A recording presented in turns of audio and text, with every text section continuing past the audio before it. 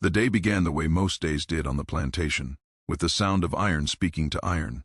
Chains shifted before the sun rose, metal rasping softly in the dark quarters as bodies stirred on dirt floors. Zephyra woke before the horn, as she always did. Sleep never held her long. It brushed past her like a cautious stranger, leaving behind images she did not ask for, faces half-remembered, paths half-walked, the sensation of running without moving. She lay still, eyes open, counting breaths that were not hers.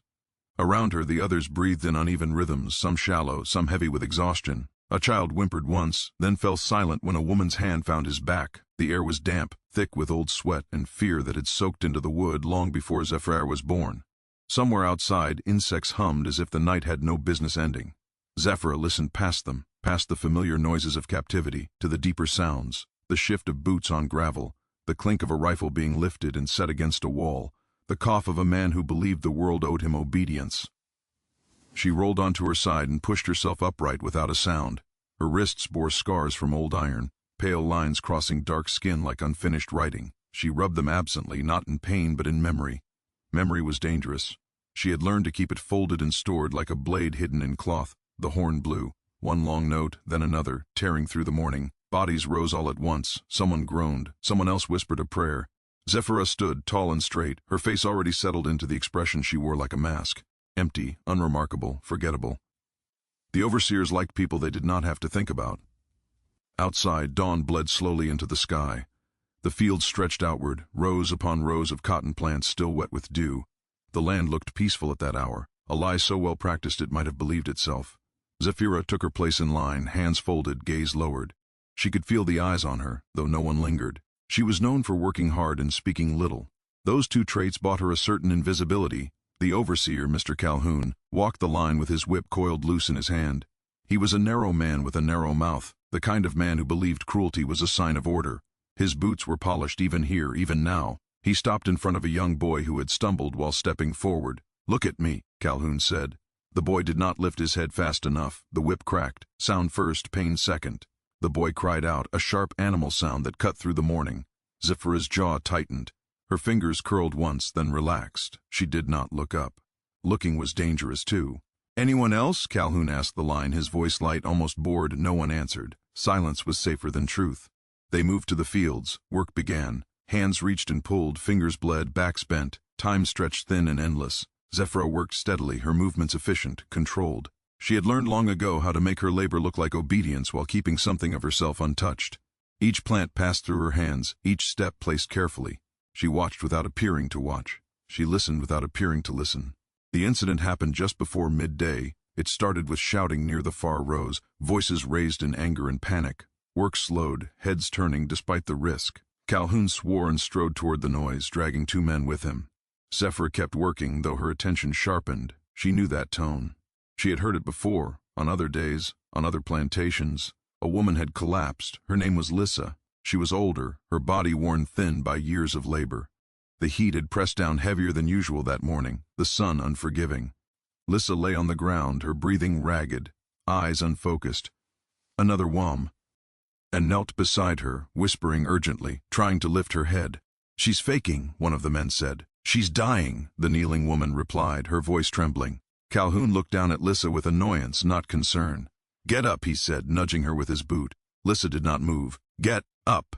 Nothing. Calhoun sighed as if inconvenienced. He raised his whip. "Stop," Zephyr said. The word left her mouth before she had time to bury it. It hung in the air, small but unmistakable. Every sound seemed to vanish. Even the insects went quiet. Calhoun turned slowly. His eyes found Zephyra, narrowing, surprised. "What did you say?" Zephyra swallowed. She had spoken once too often in her life, always regretted it. But something had broken open inside her, a crack that had been waiting. "She can't work," Zephyra said carefully. "She'll die." A murmur rippled through the rows. Fear spread faster than heat. Calhoun's mouth twitched. "And if she does?" Zephyra met his gaze, just for a moment, long enough to be seen. "Then you lose a worker." The wrong answer. The whip came down hard, not on Lissa but across Zephyra's back. Pain exploded white-hot, stealing her breath. She fell to one knee, teeth clenched to keep the sound in. Another strike followed, then another. Each one carved fire into her skin, each one a message meant for everyone watching. "This," Calhoun said, striking again, "is what happens when you forget your place." Zephyra tasted blood. Her vision blurred, but she did not scream. Screaming gave them something. She would not give them that. When it ended, she lay on the ground beside Lissa, her body shaking. Someone dragged her back to her feet. Someone else took Lissa away, limp as a bundle of cloth. No one said where. Everyone knew. The work resumed. It always did. By the time the sun began its slow descent, Zephyra's back burned with every movement. Sweat stung the open wounds. Her hands shook not from pain alone, but from the awareness of what she had done. She had been seen, marked. That night she did not sleep. The quarters were quiet in a way that felt unnatural. People avoided her eyes. Fear did that. It spread outward, careful not to touch anything sharp. A woman pressed a rag into Zephyra's hand without speaking. Another left a piece of bread near her mat. Small kindnesses offered like contraband. Zephyra lay on her side, staring at the wall. The pain ebbed and surged in waves. With it came clarity. She would not survive another day like this. She replayed the morning in her mind, every sound, every step. She thought of the path she had walked carrying water, of the fence line near the woods, of the way the guards changed shifts at night. She thought of the swamp beyond the fields, the one everyone said swallowed people whole. She had seen it once from a distance, dark and endless, a place even the masters avoided. Impossible, they said. Death, they said. Zephyra closed her eyes. Impossible was a word used by those who never tried. Near midnight she heard it, boots again, closer this time. A voice outside the quarters. Calhoun, drunk and angry, laughing with another man. "She'll learn," he said, "or she'll break." Zephyr's fingers tightened around the rag. Something settled inside her then, quiet and final. Not rage, not despair, decision. When the voices faded, she rose slowly, carefully. Every movement sent pain through her back, but pain was familiar. She eased toward the corner of the quarters where the wall had warped away from the frame. She had noticed it months ago, a weakness hidden in plain sight. She slipped her hand through, testing. The wood gave just enough. Outside, the night pressed close, heavy and wet. Clouds hid the moon. The world beyond the plantation breathed differently, deeper, freer. Zephyra paused, listening, counting heartbeats. No alarm, no shout. She stepped into the darkness. Behind her, the plantation slept, confident in its chains and rules and whips. Ahead of her lay something unnamed and vast. By morning, when the horn blew and the line formed with one space empty, panic would bloom. Dogs would be loosed. Men would ride hard and fast. Convinced they were chasing a woman already dead, they would not yet understand what had begun at dawn. But Zephyra did, and she did not look back. The night swallowed Zephyra the moment she crossed the warped gap in the quarters wall. The air outside was thicker than inside, damp with river breath and the sweet rot of late-season leaves. She held still for a long moment, letting her eyes adjust, letting her heartbeat find a quieter rhythm. Behind her, the quarters stood dark and crowded with sleeping bodies. Ahead, the plantation opened like a wide, waiting mouth. Yards of trampled earth, the outlines of tool sheds and fences, the pale geometry of the big house farther off, and beyond that, the fields and the tree line and the unknown. Pain pulsed across her back every time she drew a breath. The whip marks had tightened into angry ridges. Sweat ran down her sides and stung where it touched broken skin. She welcomed the sting. It kept her awake. It kept her present. Tonight, presence was survival. She moved low, barefoot, stepping where the dirt was softest. She avoided the scattered gravel that would betray her. She had watched the yard for months, where men liked to spit, where they liked to stand and boast, where the dogs were kept, where the lanterns hung.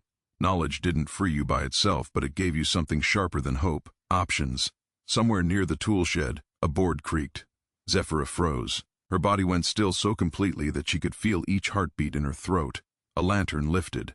Light smeared across the yard in a slow arc. A man yawned, scratching his belly, his rifle hanging loose.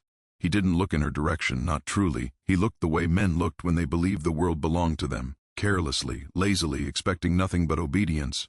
Zephyra waited until the lantern turned away, until the man leaned against the shed and let his head droop. Then she slid forward again, using the shadow of a fence post, then a stack of split wood, then the darker strip where the earth dipped. The dogs were the true danger. Men could be distracted. Dogs never forgot their purpose. The kennel sat behind the stable, close enough to the overseer's cabin that he could hear the barking and feel reassured. She could smell them before she saw them. Wet fur, sour breath, the sharp, musky stink of animals trained to hunt people. A soft whine rose as she passed, as if one of them dreamed with its nose open. Zephyra crouched and reached into the pocket of her dress where she'd hidden a small lump of tallow from the kitchen days earlier. It had softened in the heat and stuck to the cloth. She scraped it free with her fingernail, then rubbed it between her palms until it warmed. With slow, careful movements, she smeared it over her wrists and along her forearms, then over the front of her dress and the sides of her neck. She did not know if it would truly confuse their scent, but she had seen kitchen women rub grease on themselves to ward off biting insects. And she had seen the dogs lose interest in certain scraps that had been soaked in fat and smoke. Tonight, she used every small guess she had. She moved past the kennel, not running, never running. Running made noise. Running made panic. Panic made mistakes. Beyond the stable was the fence line. It ran long and straight, a boundary meant to be absolute. Zephyra had walked it before, carrying water, carrying sacks, carrying whatever weight they placed in her hands. She knew where the posts leaned, where the wire sagged, where the ground dipped. One section near a cluster of thorn bushes had always looked weaker than the rest, as if the land itself didn't respect the fence.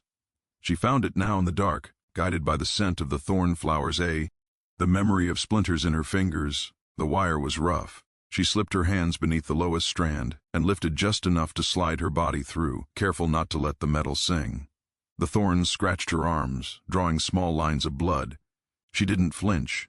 Pain was cheaper than being caught. On the other side, the world changed. The yard noises faded. The air grew wilder. Crickets seemed louder. The ground under her feet shifted from packed dirt to softer earth and tangled roots. She was not free yet. Freedom was a distance, not a step. But she had left the place where their rules were strongest. She stayed close to the fence for a while, moving parallel to it instead of straight away. If they noticed she was gone soon, they would assume she ran for the road, for the river, for any obvious path. They would ride those lines hard. So Zephyra moved like a shadow that refused to behave. Her plan, if it could be called that, was built from observation and a single terrifying truth. The swamp. They feared the swamp. The masters and overseers spoke of it like it was a living thing that swallowed men whole. They told stories of quicksand, snakes, fevers that cooked a person from the inside. They used it as a warning to keep people from trying. But Zephyra had also seen something else. Patrols never went deep into it. Dogs didn't like it. Horses refused it. Fear was a fence too. She intended to climb that one. She reached the first line of trees before the clouds shifted and a thin sliver of moonlight slid out. The trunks stood like dark pillars. Leaves whispered above her head. The smell of pine and damp moss filled her lungs. She kept moving, following the lowest ground, where her footprints would be less obvious. She stepped on stones when she could, on roots, on fallen branches that already carried the marks of animals. Hours passed without meaning. The night was no longer time, it was distance. Every so often she stopped and listened, turning her head like an animal. Twice she heard voices far off, men laughing, a bottle clinking, the careless noise of those who felt safe. Once she heard the distant bark of a dog and felt her muscles lock, but the sound faded again, swallowed by trees. Her thirst grew sharp. She had not brought water. Water was heavy. Water sloshed. Water tempted you to follow roads and wells. She had decided on a different kind of risk. She found a low stream, its surface black, moving slowly between stones. She knelt, cupped her hands, and drank. The water tasted of mud and leaf rot. It was cold enough to make her teeth ache. She drank anyway. When she stood, she noticed something pale on the ground, a scrap of cloth, torn and snagged on a branch. It fluttered faintly in the breeze. Zephyra stared at it, the way one stares at an omen. It could have been nothing, some discarded rag, or it could have been proof that someone else had come this way and not returned. She left it where it was. She would not carry other people's fear. By the time the sky began to lighten at the edges, she had reached the first true stretch of swamp. The trees changed. The ground sank. Roots rose out of the water like the backs of old animals. The air grew warmer, thicker, full of buzzing insects and a smell like wet iron. Mist hung low. It was not a place meant for people. Zephyra stepped in anyway. The water took her ankles at first, then her calves. Mud sucked at her feet. She moved carefully, testing each step with a branch she broke from a low tree. The branch sank, met something solid, then slid sideways into softer mud. She adjusted. She learned the swamp's language in small, urgent lessons. Birds called overhead, harsh and sudden. Something splashed nearby, an unseen body moving through the dark water. Zephyra kept her breathing steady. Panic would drown her faster than water. She pushed deeper until the light behind her turned into a thin gray line. The plantation was somewhere beyond that line now. Somewhere that felt less real with every step. She wanted to believe she could keep walking until the world forgot her name, but the world did not forget people easily. It hunted them. Sometime after midday she heard the horn. Not the plantation's morning horn. The sound carried differently, stretched and warped by distance. This was a signal horn, used by riders. It rose and fell once, then again. A call meant to gather men to announce urgency. They had found her absence. Zephyra crouched behind a cypress trunk and pressed her forehead against the bark. For a moment she allowed herself to feel the weight of what was coming. Dogs would be loosed, patrols would ride the roads, then the edges of the woods. Men with rifles and ropes would spread out, confident they could pull a single woman back like a stray animal. She forced her mind into motion. They would search the obvious, they would search the places that made sense to them. The swamp would not make sense. She went deeper. By the second night, her body began to argue with her decisions. Her feet were raw, the skin torn in places where mud and roots had rubbed it away. Her dress clung to her, heavy with swamp water. The whip marks on her back had reopened in several spots, each movement drawing fresh pain. She did not stop. Stopping meant the gap between her and them would shrink. At twilight, she found a small rise. Hard ground no bigger than a table, covered in moss and a few stubborn ferns. It was the first dry place she had seen in hours. She stepped onto it like it was sacred. She did not sleep. Sleep was a trap. But she allowed herself to rest, crouched with her knees to her chest, arms wrapped around her body. She ate nothing. Hunger was quieter than fear, but it grew. Her stomach cramped, then settled into a dull ache. In the distance, she heard dogs. The sound threaded through the swamp like a rope being pulled. It came and went, closer, then farther, as if the swamp itself was confusing them. Zephyra held her breath every time it swelled. She kept her eyes on the dark water around her, watching for ripples that did not belong to wind. A lantern glowed faintly through the trees at one point, a pale yellow eye moving along the edge of the swamp. Zephyra stayed still, her body pressed low, her hands sunk into the moss. The lantern bobbed, stopped, then moved again. Voices murmured. She caught fragments, cursing, annoyance, impatience.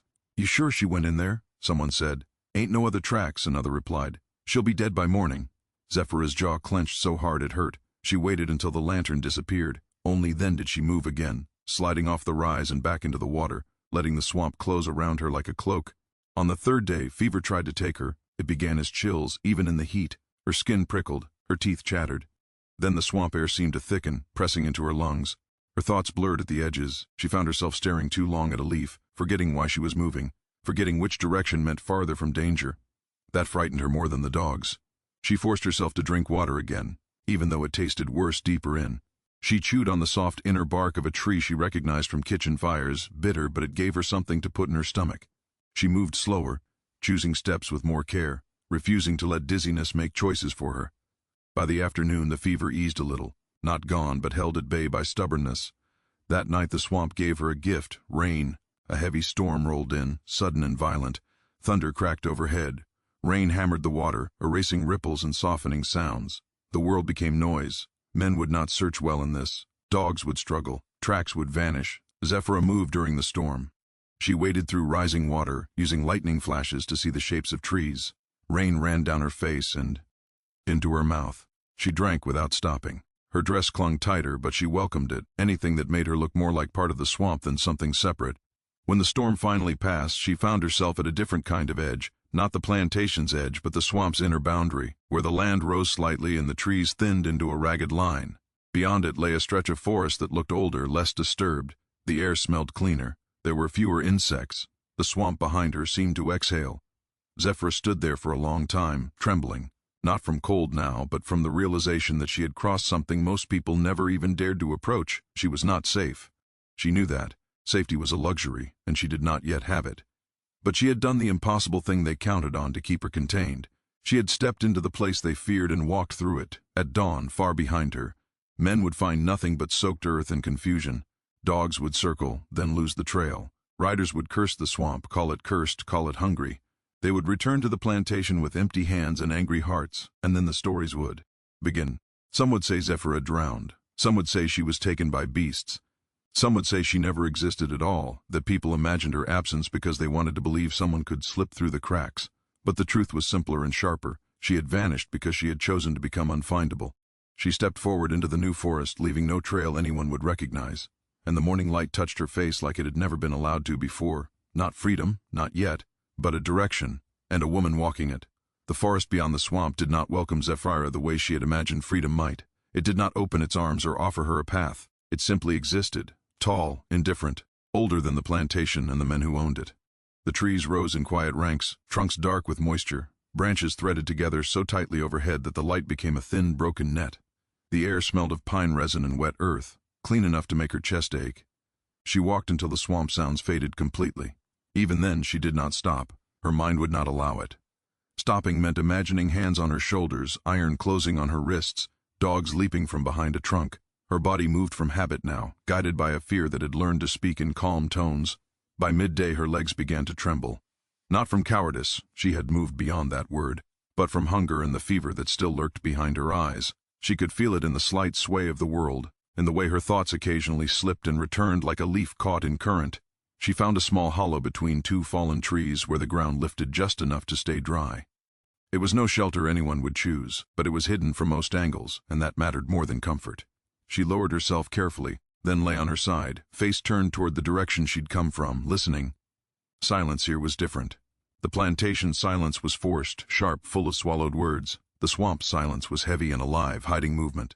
This forest silence was wide, full of distant bird calls and the soft whisper of leaves.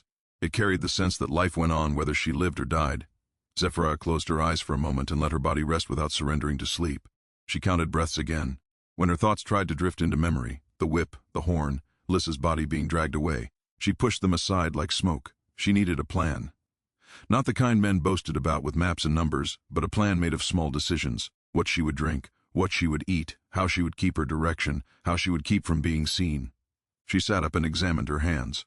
The pads of her fingers were full, hit from cotton work, and now the cuts had filled with swamp grime. Her nails were cracked, her palms trembled slightly. She pressed her thumb into the base of her fingers until the shaking eased. Panic lived in the body first. She could not afford to let it build a home there. She rose and moved quietly through the undergrowth, searching for water. The forest did not make it easy. Streams ran hidden, and the ground rolled in gentle rises that tricked her sense of direction. She learned quickly to watch the plants. Where ferns clustered thicker, the earth was softer. Where the air cooled in narrow pockets, there was likely water. Near late afternoon she heard it, a faint trickle. She followed the sound, stepping carefully, and found a thin stream cutting through stones.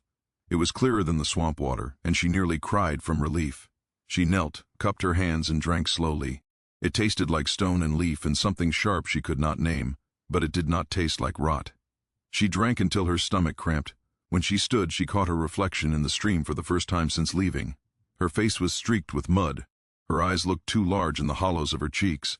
Her hair had loosened, curls tangled with bits of moss. Her dress clung to her, torn at the hem, stained dark by swamp water. She looked like a creature that belonged to the woods, and for a strange moment that felt like armor. As she turned away, she froze. A line of prints in the soft mud by the water's edge, small, barefoot, not hers. They were older than an hour, maybe 2. The edges had softened slightly. Whoever made them had stopped here, drank, then moved on. Zephyra's heartbeat thudded hard. Her mind instantly offered dangers, patrols, men with boots removed to trick dogs, a trap. But the prints were too light, too natural. She crouched and touched one. The toes were narrow, the heel smaller than hers. A child? A woman? She straightened and listened, holding her breath. Nothing but wind, birds high above. A distant rustle of something moving in leaves, too far to place. The forest had others in it. That thought should have comforted her. Instead, it sharpened her fear into something new.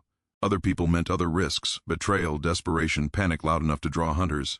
Yet another part of her, the part that had spoken stop at Calhoun's raised whip, felt something else, a small spark of possibility. She followed the stream, upstream for a while, using it as a guide. Water ran toward larger water. Larger water ran toward roads and towns meant danger too. But for now the stream offered direction and something she could return to if she circled back. She began to mark her path the way she had once marked the passage of days in her mind, subtle, invisible to anyone who didn't know how to look. A broken twig turned to point slightly left. A flat stone set atop another in a way that looked like chance. A strip of bark peeled away on the north side of a tree, signs that could be remembered, not seen. As evening fell, she found a stand of young pines and built herself a low bed of needles beneath them. The needles smelled sharp and clean, and they kept some of the damp away from her bones. She lay down and forced herself to close her eyes. Sleep came in pieces.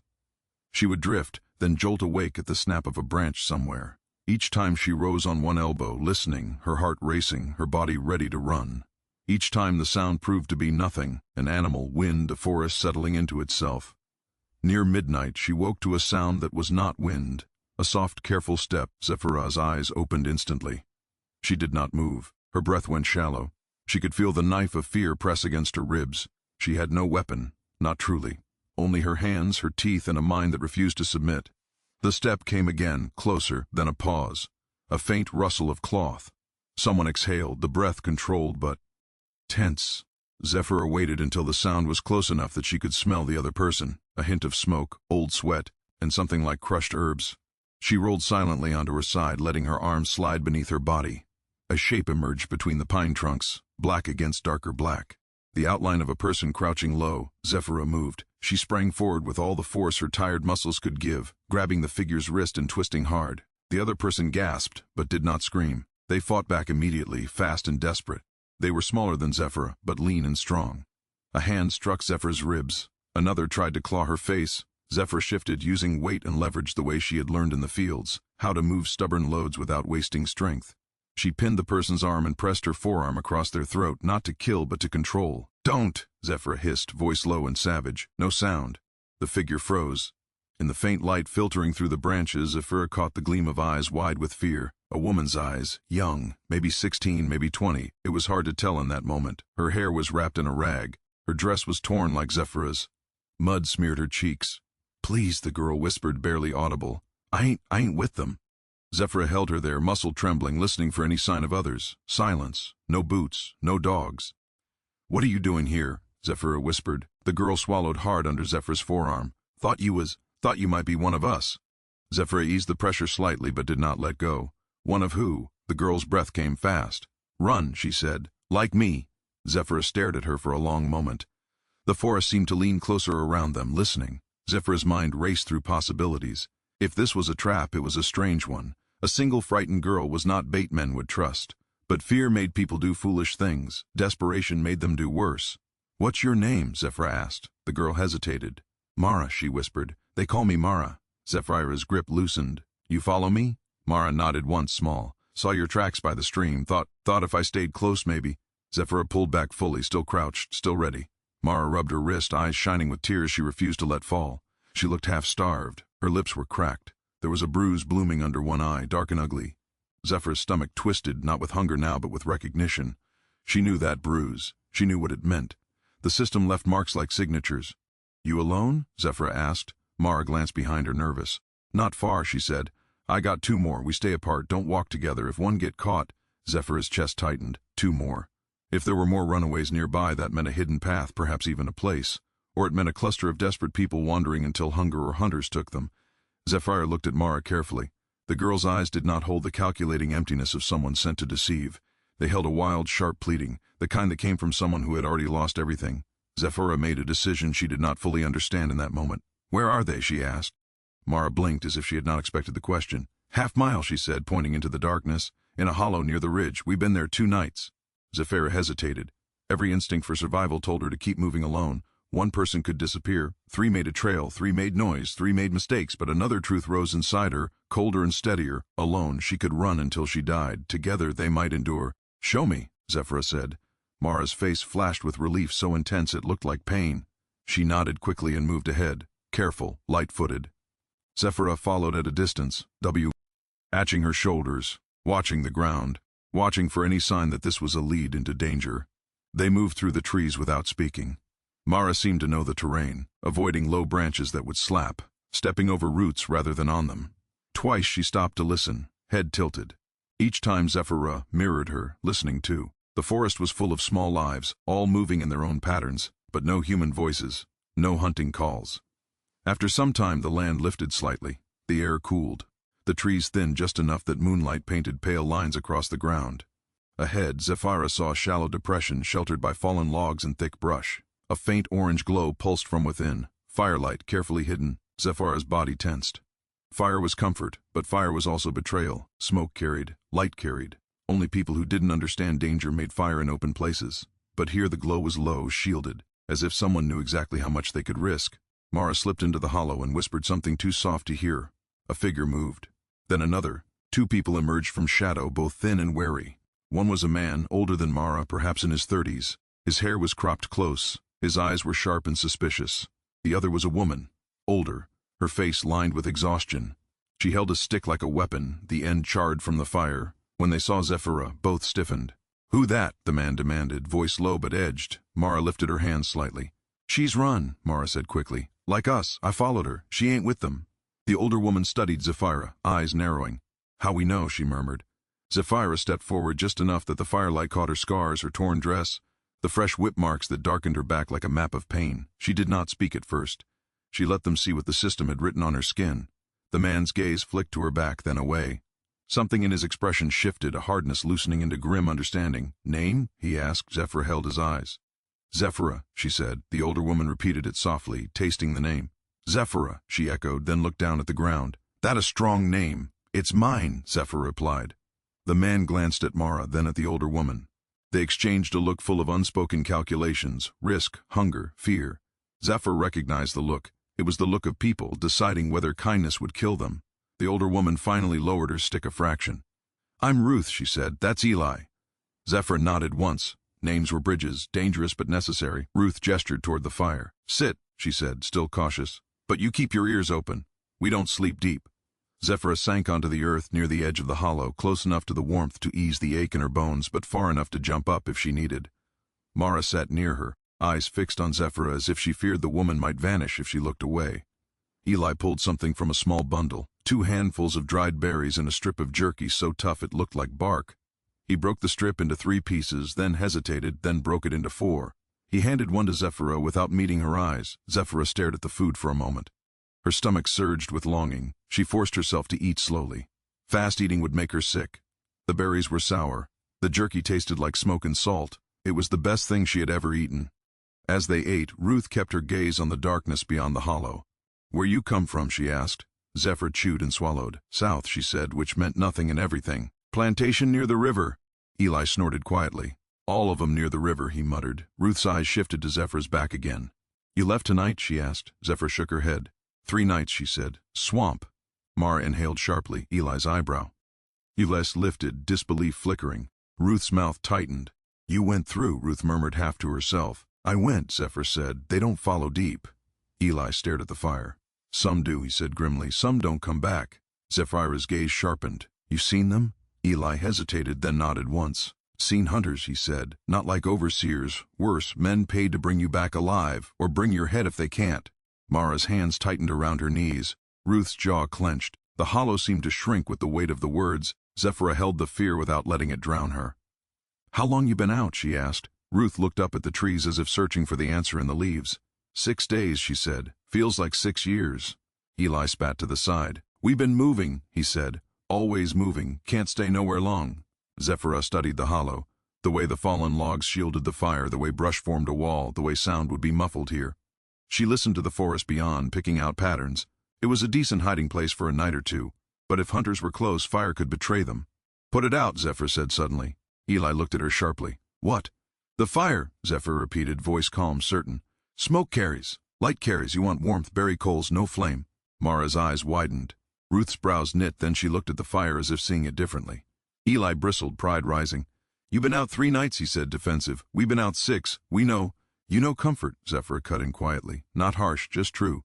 You want to live, you learn discomfort."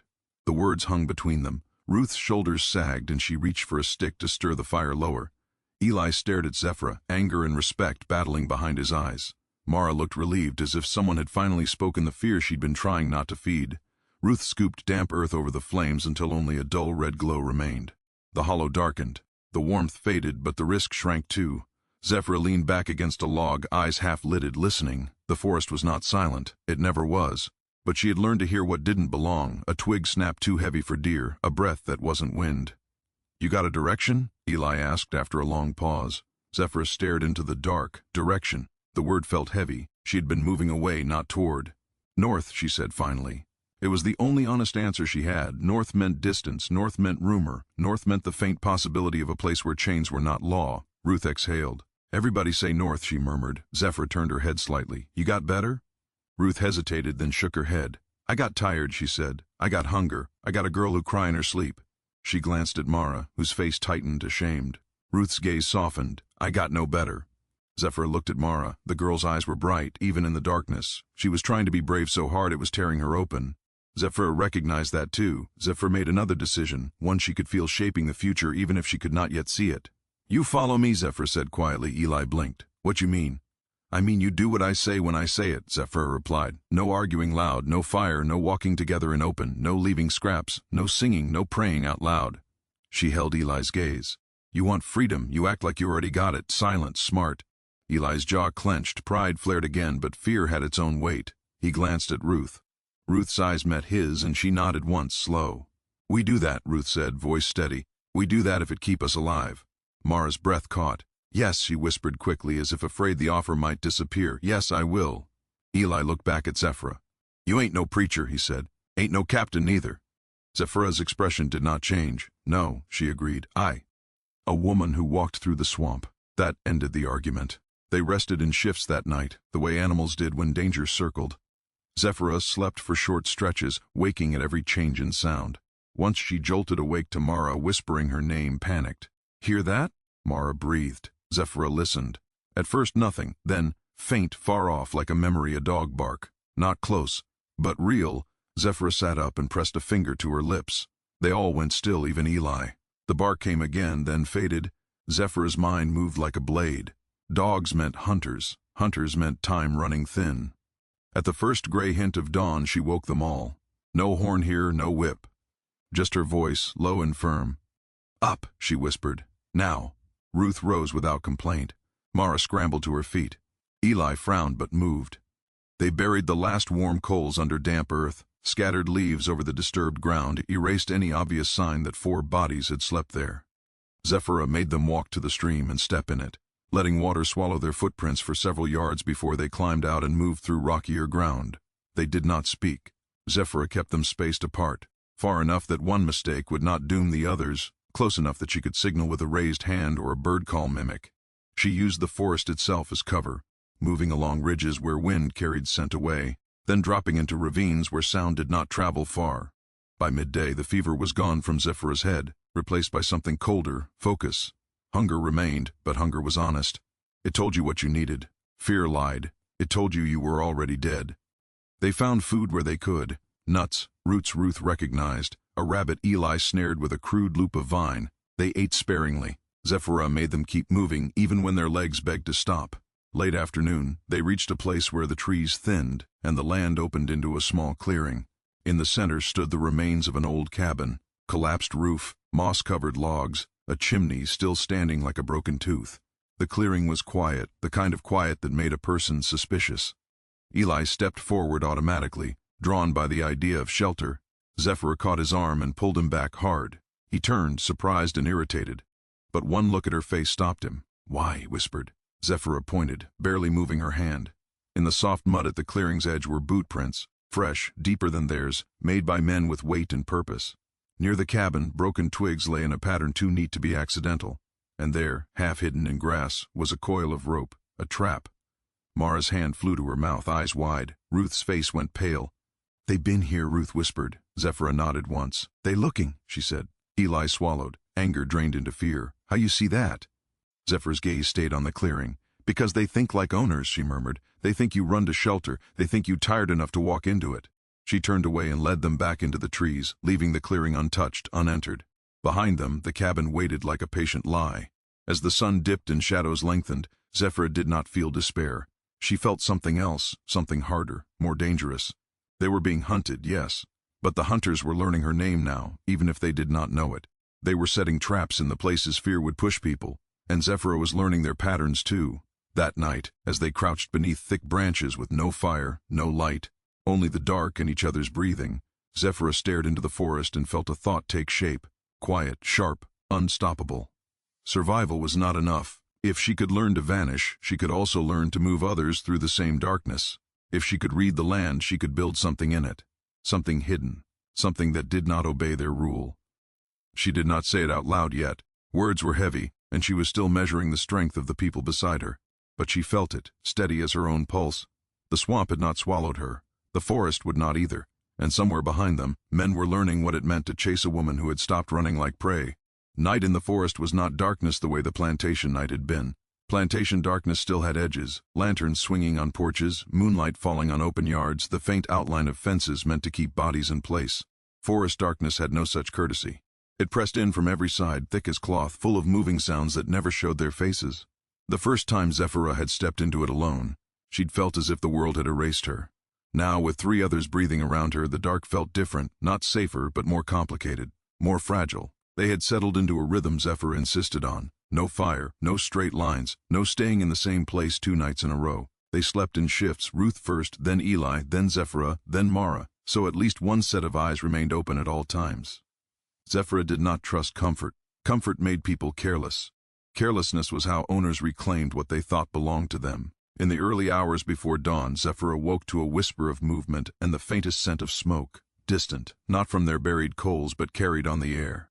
Smoke meant a camp meant people, people meant risk. She sat up slowly, easing the stiffness from her legs. The whip marks on her back had scabbed and cracked and scabbed again. Each movement pulled at them. She had learned to move as if pain were simply a weather she could not change.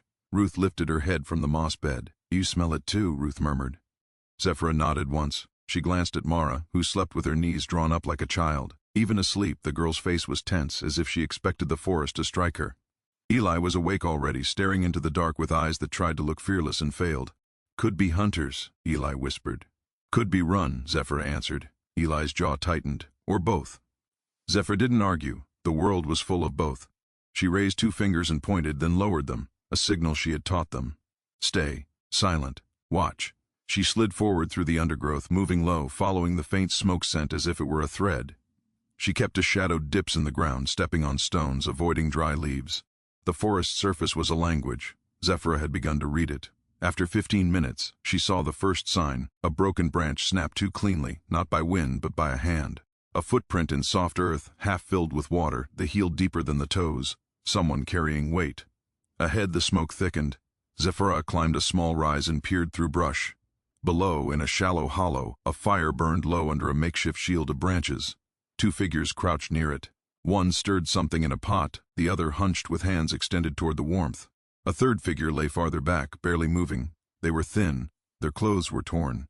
Their posture was that of people who had been chased for days. No rifles, no lanterns, no boots.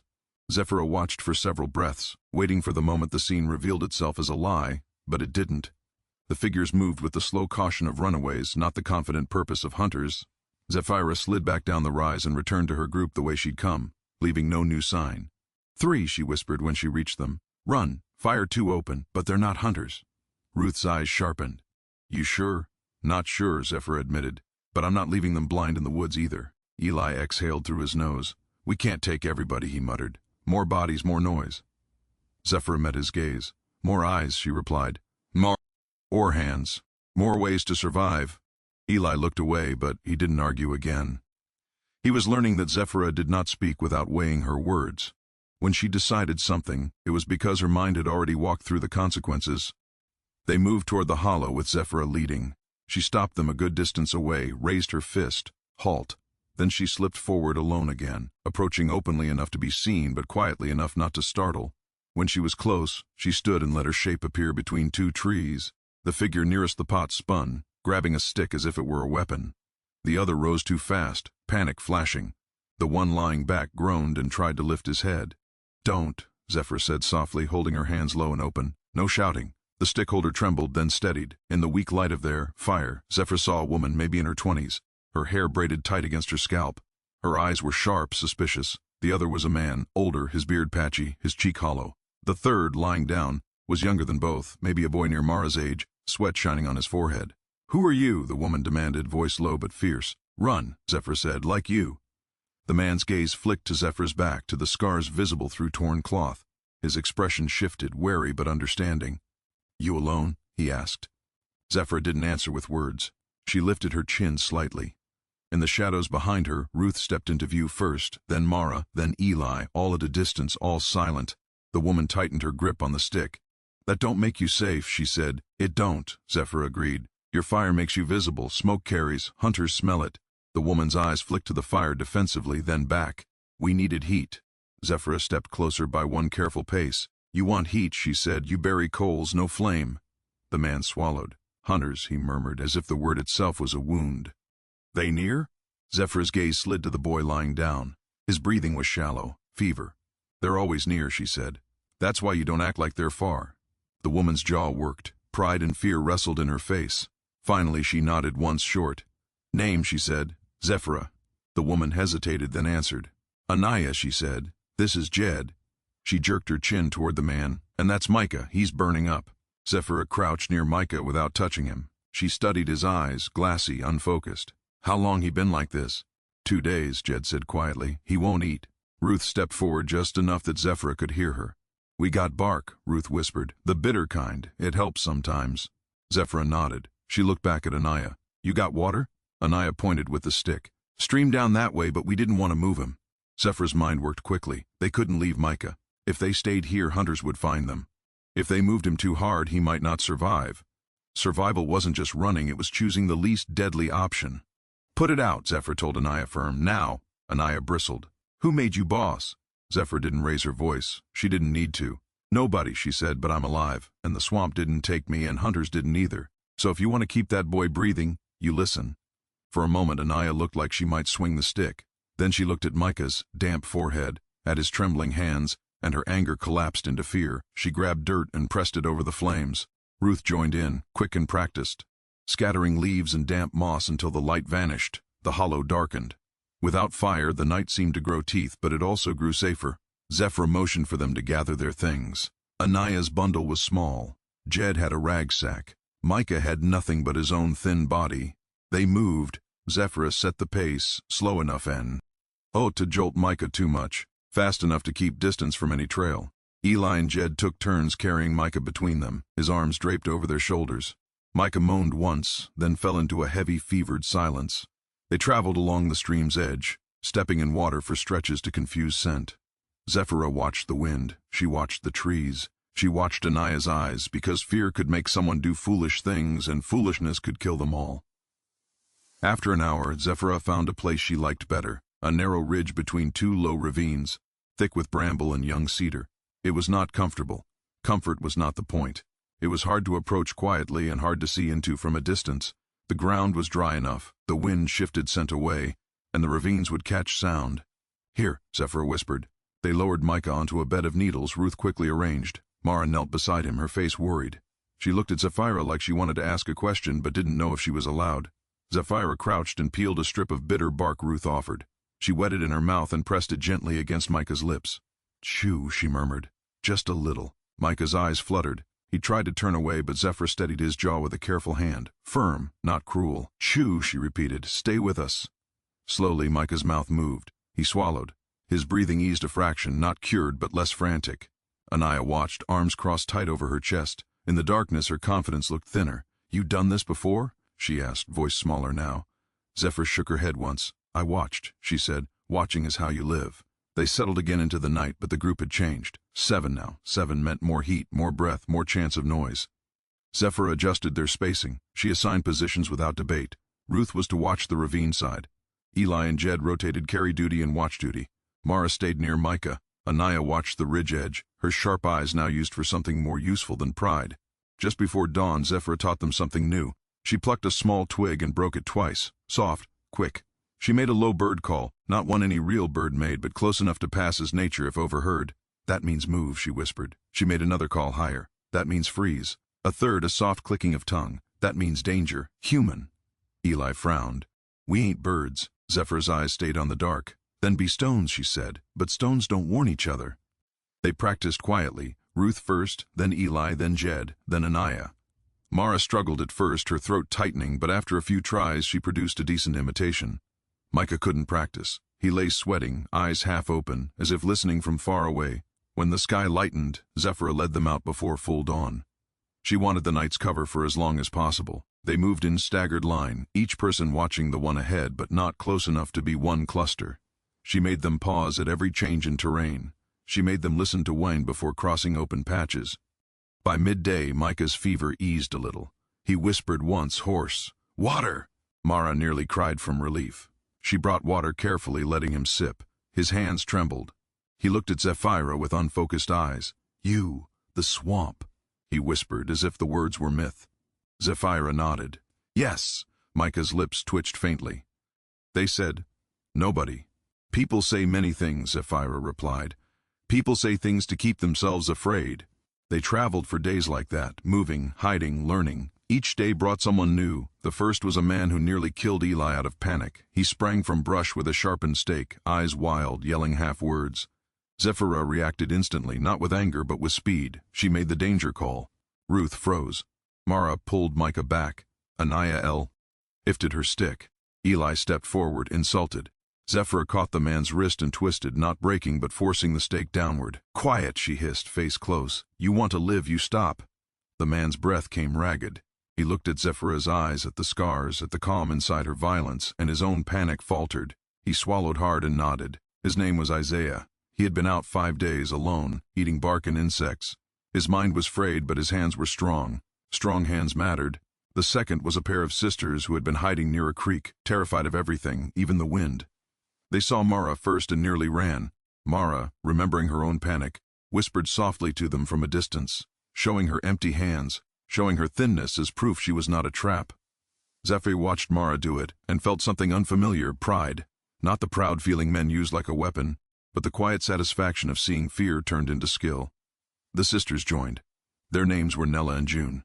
They knew herbs Ruth didn't. They knew how to find edible roots. They knew how to tie knots that held under strain. With each new person, the group grew, and so did the danger. Zephyra kept tightening the rules. No fires above a buried coal, no sleeping in the same place twice, no leaving scraps, no crying loud, no shouting even in fear. If someone needed to speak, they whispered in a single ear. If someone panicked, 2 people held them, firm, until their breath slowed. Zephyra did not shame panic. Shame made people hide their fear until it burst in the worst moment. But she punished noise. On the 7th night after they found Anaya, Isaiah began to argue with Eli. Whispering at first, then louder, frustration rising. They were hungry, they were tired. Micah was better but still weak. The forest felt endless. "I'm telling you," Isaiah hissed, voice climbing, "this is foolish, we going in circles." Eli snapped back, louder than he meant to. "Then you lead since you know everything." Zephyra rose like a shadow, crossing the space between them in 2 steps. She slapped Isaiah hard across the mouth, not to humiliate him but to stop the sound. The slap echoed in the tight hollow like a gunshot. Everyone froze. Isaiah stared at her, stunned, hand lifting to his lip. Zephyra leaned in, voice so low it was almost nothing. "You shout," she whispered. "You kill children. You kill Micah. You kill yourself. Your pride isn't worth our blood." Isaiah's eyes flicked around at the others. Mara trembling, Ruth staring hard, Micah watching weakly, June biting her lip. He swallowed. His shoulders sagged, shame and fear mixing. "I'm sorry," he whispered. Zephyra nodded once. "Good," she said. "Now learn." After that, when someone felt anger rise, they stepped away. They clenched their fists. In silence, they buried their frustration in movement. Zephyra had not erased their humanity. She had shaped it into something that could survive. And slowly, something changed. They stopped being a collection of runaways. They became a thing with edges and rules, a thing that could move like water through the land.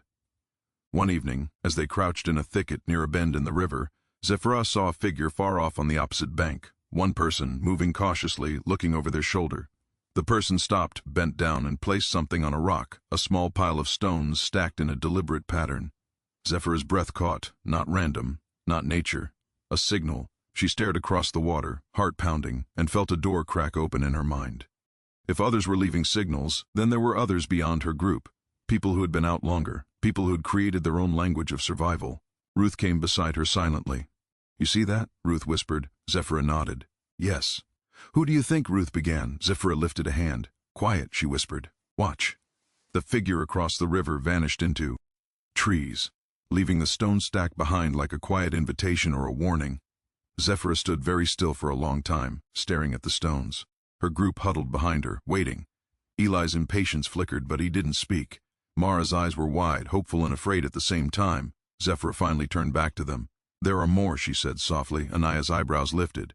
"More run?" Zephyra nodded. "More who learned to live out here." Isaiah's voice was barely audible. "And what that mean for us?" Zephyra looked at each face. Ruth, steady and tired. Eli, stubborn but learning. Mara, brave in her own fragile way. Micah, recovering. Eyes bright with a kind of gratitude that made a person dangerous to themselves. Anaya, sharp and proud. Jed, quiet and watchful. Nella and June, clinging to each other. Isaiah, restless but useful. Then she spoke the thought that had been growing since the swamp. Since the first time she realized survival could be more than running. "It means we stop moving like lost people," she said. "We start moving like we belong." They stared at her, not fully understanding. Zephyra pointed toward the river bend, toward the stone stack, toward the deeper woods beyond. "We find where they are," she said. "We learn what they know. And if there is a place to hide that lasts longer than a night, we build it." Eli's mouth opened, then closed. Fear rose in him. Fear of staying, fear of being found, fear of hope. "Build?" he whispered. Zephyra nodded. "A place," she said.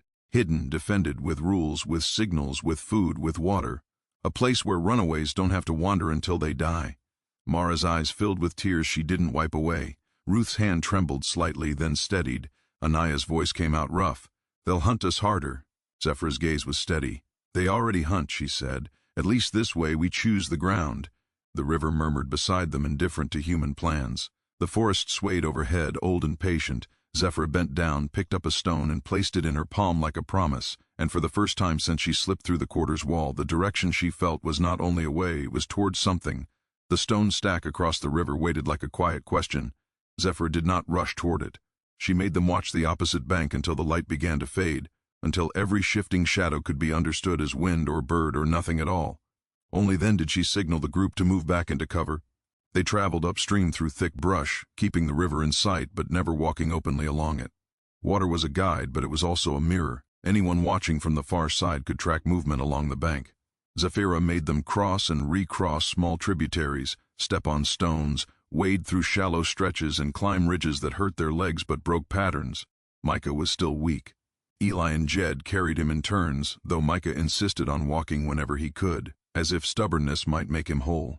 Mara stayed close enough to catch him if he stumbled. Ruth and the sisters, Nella and June, searched constantly for anything edible, roots, nuts, berries, bringing their finds silently to Zephyra's palm for quick judgment. Zephyra had become the place decisions landed, whether she wanted that weight or not. Near nightfall they came to a bend where the river widened and slowed. The water here was darker, moving like old oil. On the opposite bank, the trees stood thicker than anywhere else, their trunks braided with vines. A low mist hovered above the surface. It was the kind of place a person could vanish, and that was exactly what frightened Zephyra. She stopped them in a shallow ravine, hidden from the river's edge by a wall of shrubs. She raised her fist, halt, and waited, listening. The forest was loud with its own life. Frogs croaked, birds called. The river made its steady hush. But under it all, Zephyra heard something else. Faint, deliberate movement. Not a deer. Not wind. She crouched, plucked a small pebble and tossed it lightly toward the brush on their left. Nothing. She tossed another, farther. A soft click answered from somewhere ahead, subtle, controlled, as if made by a human tongue against teeth. Zephyra's breath tightened. She glanced back. Ruth's eyes widened. Eli tensed. Anaya's hand tightened on her stick. Mara clutched Micah's sleeve. Zephyra lifted her hand and made the smallest danger sign, human, then held it still, palm down, steady. It was not a warning to run. It was a warning to obey. She rose slowly and stepped out from the ravine into a narrow strip of open ground, letting the leaves crunch softly under her feet on purpose. She wanted whoever watched to know she was aware. Surprises got people killed. "I saw your stones," Zephyra said, voice low. Silence answered, long enough that doubt tried to crawl into the edges of her mind. Then a voice came from the trees, not loud, not fearful, measured. "Only a fool follows stones without knowing who set them." Zephyra kept her face calm. "Only a fool sets stones where no one sees them," she replied. A pause. Then movement, careful, controlled. A figure stepped out from behind a thick trunk, a man with skin dark as river mud and eyes that missed nothing. He was tall but thin, his frame built from hunger and endurance. A hat sat low on his head, but it was not the kind plantations issued. It looked like something taken. His hands were empty, but Zephyra noticed the knife at his belt, and the way his weight rested on the balls of his feet, like someone ready to disappear. Behind him, a second figure appeared, then a third. 2 women, both quiet, both watching from different angles as if trained. Zephyra realized then that she was standing in the center of a net. Not a hostile one yet, but a net all the same. The man studied her. His gaze flicked to the whip scars on her back and returned to her eyes. "Name," he said. "Zephyra." His eyebrows rose slightly, like he'd expected something else. "That's a rare name." "It's mine," she said, same as before, because she would not let her name be negotiated. The man nodded once. "I'm Solomon," he said. He gestured subtly. "That's Cora. That's Maybe." Cora was broad-shouldered, her hair wrapped tight, her jaw set like stone. Maybe was smaller, her eyes sharp and wary, a scar cutting down one cheek. Both women watched Zephyra like they were reading her. "How many you got?" Solomon asked. Zephyra didn't look back. She didn't want to reveal the ravine's exact point. "Enough," she said. "We're hungry, we're hunted, we want to live." Solomon's mouth twitched. "Everybody wants to live," he said. "Not everybody knows how." Zephyra held his gaze. "You said stones. That means you expect someone to come." Solomon tilted his head. "Or I expect hunters to waste time chasing ghosts." Zephyra didn't blink. Hunters don't stack stones, she said. Not like that. Cora stepped forward a fraction, her voice like rough cloth. She's right, she said. We don't leave signs for hunters. We leave signs for the ones who can read. Maby's eyes stayed on Zephyra's hands. Could still be bait, she murmured. Solomon raised a hand slightly, enough to quiet them. Then he looked at Zephyra again. Where you come from? River plantation, Zephyra said. 3 nights through swamp. That made Maby's mouth tighten. Cora's eyes narrowed in something like respect. Solomon exhaled slowly, as if considering a door he hadn't intended to open. You got courage, he said. Or you got madness. Zephyra didn't smile. I got decision. A faint sound came from the ravine, Micah coughing weakly. Zephyra's shoulders went rigid before she could stop it. Cora's head snapped toward the sound. Maby's hand moved toward her belt. Zephyra lifted her hand sharply, freeze, toward the ravine. The cough died into silence. Solomon's gaze sharp. You got a sick one, he said. Yes, Zephyra admitted. He stared at her for a long moment, then turned his head slightly. Bring them, he said. Maby's voice snapped. Saul. He cut her off with a look. Bring them, he repeated, but careful. If she's lying, I'll know before her mouth finishes. Zephyra held her posture steady, though her heart hammered. She turned and made the move call, 2 soft clicks. Ruth guided the group out one by one, keeping spacing, no rushing, no talking. Eli's eyes were hard, suspicious. Anaya's chin was lifted like she refused to look weak. Mara stayed close to Micah, who leaned on Jed's shoulder. Solomon watched them all appear like a man counting in silence. His eyes paused on the sisters, on Isaiah, on Micah's sweat-slick face, and then returned to Zephyra. You're carrying too much to move fast, he said. We've been moving anyway, Zephyra replied. Solomon nodded once, as if that answered more than the words. Follow, he said. He did not lead them straight into the thickest trees. He took them sideways along the bank first, then up a narrow, muddy incline, then into brush so dense Zephyra would have thought it impassable. But Solomon moved through it like he had cut it with his own hands. Cora and Maby moved around them, not in front, not behind, beside, watching angles. It was clear they were being guided but also evaluated. One wrong move and the forest would swallow Solomon's people before Zephyra could blink. They walked for nearly an hour in deepening dusk until the air changed. It grew warmer, heavier with the smell of damp earth and smoke, old smoke, not fresh. The ground under their feet became firmer, packed, as if many feet had walked it before. Zephyra's eyes narrowed. Trails meant risk. Trails also meant organization. Then they came to the first boundary. It wasn't a fence. It wasn't a wall. It was the forest itself shaped into a barrier.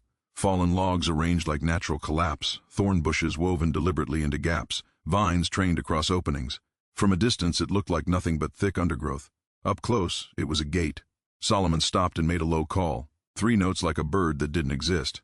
Silence answered, then the same call returned from within. A section of tangled vine shifted. A face appeared between leaves, young, watching, wary. The boy's eyes flicked over Zephyra's group and then to Solomon. Open, Solomon said. The barrier parted just enough for bodies to slip through single file. As Zephyra stepped into the space beyond, she felt something she hadn't let herself feel since the quarters, the sensation of being inside a place claimed by people like her. Not owned, claimed. The settlement was hidden under the canopy like a secret held in the throat. Low shelters made from branches, mud, and salvaged boards sat in clusters. Some were half dug into the ground to keep their shape low. Smoke rose in thin, carefully vented threads from pits rather than open fires. A small garden patch lay under a gap in the trees where light could reach. Greens and something that looked like corn stalks not yet tall. Water barrels sat beneath leaves arranged to catch rain. Ropes were strung between trees at odd heights. Trip lines, Zephyr realized, meant to alert or to trip anyone who moved too quickly. People were everywhere, but not crowded. A woman stirring a pot in a covered pit. A man sharpening a blade with slow strokes. Children moving silently like they'd been taught to treat sound as a currency. Zephyra counted without meaning to. 15, 20, more hidden in shadow. They were thin but not broken. They moved like people who knew they belonged to the woods. Ruth's breath caught. Mara's eyes widened, tears gathering. Eli stared openly, disbelief cracking his stubborn face. Anaya's posture wavered as if she didn't know whether to fight or kneel. Micah whispered something hoarse, people, and Mara pressed her hand to his shoulder as, if to keep him from collapsing. Solomon turned to Zephyra. We call it Briar Hollow, he said quietly. Not because it's pretty, because it bites. Zephyra nodded once. How long? Solomon's gaze drifted over the shelters as if he could see years in their shapes. Long enough to learn what works, he said. Long enough to bury the ones who didn't. Maby stepped forward, eyes narrow. Rules, she said bluntly. You follow, you live. You break, you leave, or worse. Zephyr met her gaze. We already live by rules, she said. We had to. Cora's mouth twitched faintly, approval hidden. Then you'll fit, Cora said, if you don't bring trouble. Trouble, the word was heavy. Trouble was what the masters called any breath that didn't sound obedient. Zephyra understood what Cora truly meant. If you bring hunters to our door, you kill us all. I don't bring trouble, Zephyra said. I bring people. Solomon studied her again, longer this time. Then he gestured toward a shelter near the edge, low, half-hidden. You stay there, he said, until we decide. Eli bristled. Decide what? Maybe's eyes flashed. Decide if you're worth the risk. Zephyra lifted her hand slightly, stopping Eli before he could make noise. She turned to Solomon. Micah needs water and shade, she said. Solomon nodded toward a woman near a covered pit. Cora, he said, and Cora motioned sharply. A young girl, no older than 12, slipped forward with a gourd of water and a cloth. Mara took it, whispering, thanks without sound. The girl nodded once, expression serious as an adult's. She watched Micah's face with practiced eyes, then gestured toward a deeper shade patch. Zephyra watched the child and felt something twist inside her, sorrow, anger, and something like hope all tangled. Children were children here, but they were also sentries. They had been shaped by the same danger. They settled into the assigned shelter. It smelled of damp earth and dried leaves. It wasn't comfortable, but it was shelter. Zephyra sat near the entrance where she could see out. Ruth sat beside her, silent. Eli paced in a tight circle like a caged animal. Anaya leaned against the wall, arms folded, eyes hard. Isaiah sat with his back to a post, jaw clenched, trying to understand a world where escape didn't end in immediate death. Night fell fully. In Briar Hollow, it fell without ceremony. No lanterns flared, no fires glowed. People moved quietly, like shadows obeying rules older than fear. Later, Solomon returned with 2 others, an older man with graying hair and a woman with a deep scar across her forearm. The older man's eyes were sharp and tired. This is Aunt Millie, Solomon said, nodding to the woman, and this is Ezra. Millie's gaze moved over Zephyra's group like a hand checking for wounds. Ezra's eyes lingered on Eli, then on Anaya, then on Zephyra. You led them, Ezra said. It wasn't a question. Zephyra didn't deny it. I moved first, she said. Ezra's lips tightened. Moving first gets people killed, he said. It also gets them out, Zephyra replied. Silence stretched. Outside somewhere a child coughed and was quickly hushed. The hush was not cruel. It was automatic. Millie crouched near Micah without fear and placed the back of her hand against his forehead. Fever's breaking, she murmured. He'll live if he eats. Mara exhaled shakily, relief making her shoulders sag. Micah's eyes fluttered. He swallowed hard. Thank you, he whispered, voice barely there. Millie looked at him kindly but firm. Save your breath, she said. You'll need it. Ezra straightened and looked at Zephyra again. Why you come, he asked. Not why you run, why you come here. Zephyra held his gaze. We saw your stones, she said, and I'm tired of wandering until the woods decide. Ezra's eyes narrowed. Everybody tired, he said. Zephyra's voice stayed calm. I want something that lasts longer than a night, she said. A place where Run can come and not die alone. Solomon's eyebrows lifted slightly. Millie's expression didn't change, but her eyes softened a fraction. Ezra stared at Zephyra as if measuring the weight of her words. People talk like that, Ezra said slowly. Then hunters find them and everyone pays. Zephyra nodded once. That's why it can't be only talk, she said. It has to be built right. Ezra's mouth twitched like he wanted to laugh but couldn't afford it. You think you can build better than we did? He asked, challenge in the question. Zephyra shook her head. I think I can learn, she said, and I think I can help you hold it. Ezra's eyes moved to her scars again, then to the group behind her, faces thin with hunger but alive. You got skills? He asked. Ruth spoke before Zephyra could. Her eyes, Ruth said quietly. She sees what we miss. Eli looked offended at first, then closed his mouth. He knew Ruth was right. Anaya lifted her chin. I'm not dead weight, she said. I can hunt small game. I can fight. Isaiah's voice was rough. I can build, he said. I used to fix sheds and fences. I know wood. June and Ella murmured about herbs and knots. Jed said nothing but held Ezra's gaze steady. Ezra listened without expression. Then he turned to Solomon and Millie. Keep them inside the boundary, Ezra said. No wandering alone. They learn our signals. They work. We watch. Solomon nodded. Millie nodded. Ezra looked at Zephyra one last time. If you bring hunters here, he said, I won't wait for them. I'll cut the time myself. Zephyra's throat tightened, but she didn't flinch. I understand, she said. Ezra left without another word. When Solomon and Millie followed, the shelter felt suddenly smaller, heavy with the truth of the place. This was not freedom. This was a fragile war fought in quiet. Outside, a soft clicking call sounded, one of their signals. A child answered from another direction. The settlement breathed in a disciplined rhythm. Ruth leaned toward Zephyra, voice barely air. We found it, she whispered.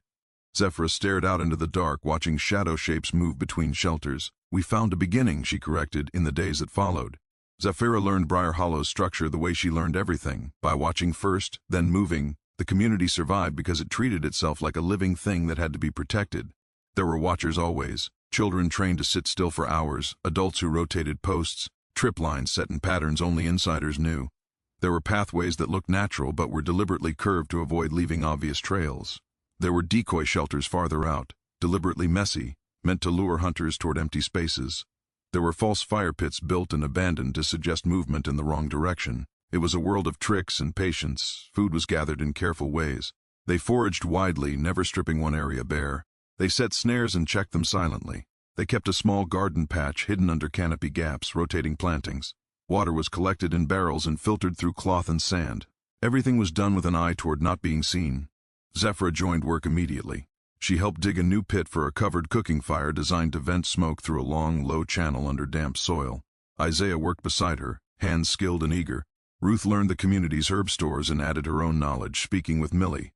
The sisters helped weave vine screens. Jed and Eli helped strengthen the thorn barrier, learning the hidden gates pattern. Anaya, still proud, tested boundaries, asking too many sharp questions, stepping too close to the perimeter. Maybe watched her like a hawk. Once, when Anaya tried to slip out alone to prove herself, Maybe caught her by the arm and slammed her into a tree with silent fury. "You want to die," Maybe hissed. "Do it away from us." Anaya's eyes flashed with humiliation, but she didn't. "Try again."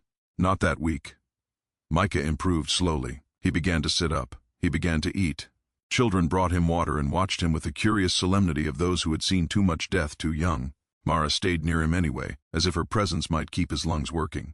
One evening, as Zephyra returned from reinforcing a decoy trail, Solomon approached her at the edge of the garden patch. He sat on a log, rubbing dirt from his hands. "You don't rest," Solomon said quietly. Zephyra glanced at him. "Rest is for people who aren't hunted," she replied. Solomon's mouth twitched. "We rest," he said, "or we go mad."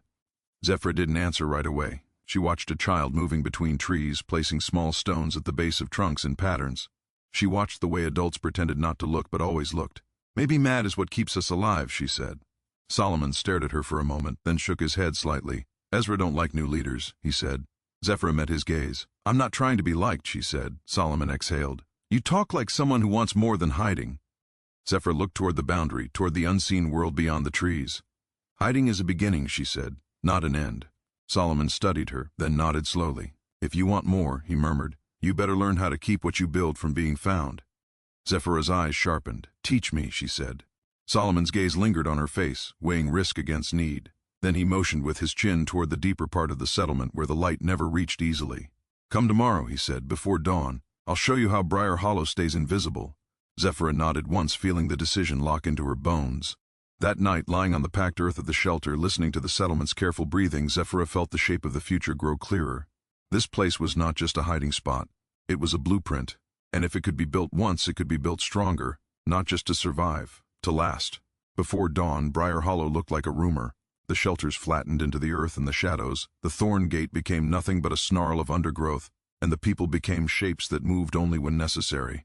Zephyra followed Solomon along a narrow path that didn't look like a path at all, just a sequence of places where leaves lay differently, where moss was rubbed thin on a stone, where a branch had been trained to bend without breaking. "Step where I step," Solomon whispered without turning. Zephyra did. She kept her feet light and her eyes wider than her fear. Her back still ached, but pain had become background like insects buzzing. They moved past a stand of cedars and into a darker section of forest where the air stayed cool even in summer. Solomon stopped beside a tree whose trunk had been hollowed by age. Inside the hollow, Zephyra saw a coil of vine rope, a small bundle wrapped in cloth, and a cluster of bones, animal cleaned, arranged deliberately. "What is this?" she whispered. "Signal cache," Solomon said. "If we scatter, if we run. We leave these in places only we know. Food, cord, flint. We don't carry everything. Carrying makes you slow." He touched the bones. "And this tells us which way the others went. Bones facing north means move north. Facing east means don't go east. Facing down means danger." Zephyra stared at the arrangement, memorizing it, feeling the logic settle into her mind. Every detail was a response to a world designed to crush you. Briar Hollow survived by becoming more than people. It became a system. Solomon led her farther, and she began to see the settlement's deeper defenses, false trails made by dragging sacks of leaves, decoy fire pits lined with ash and nothing else, clusters of broken twigs placed to mimic careless movement in the wrong direction. There were places where the brush had been thinned just enough to see the bounder, without stepping into it. There were places where you could hide and watch the watchers. Ezra calls it the skin, Solomon murmured. The first layer. Hunters touch that skin and think they've found something. They follow the wrong scent. They chase the wrong shape. And the second layer, Zephyra whispered. Solomon glanced at her. The second layer is us moving before they know we moved, he said. They returned before full light, slipping through the thorn gate one at a time. The settlement stirred, quiet, footsteps, murmured signals, the soft scrape of tools. Millie was already awake, her hands busy sorting herbs in a cloth-lined basket. Mabie stood near the boundary with her eyes fixed outward, listening like a blade held to the air. Zephyra had just crouched near the covered cooking pit to help Ruth with water filtration.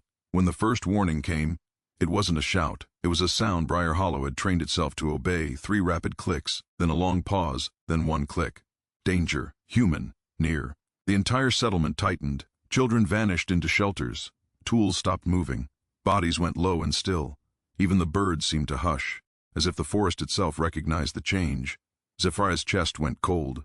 Mabie appeared between 2 trees, moving fast but controlled. She reached Ezra's shelter and made the signal again, closer, sharper. Ezra stepped out. Older, lean, eyes hard, and instantly the atmosphere shifted, not calmer but focused.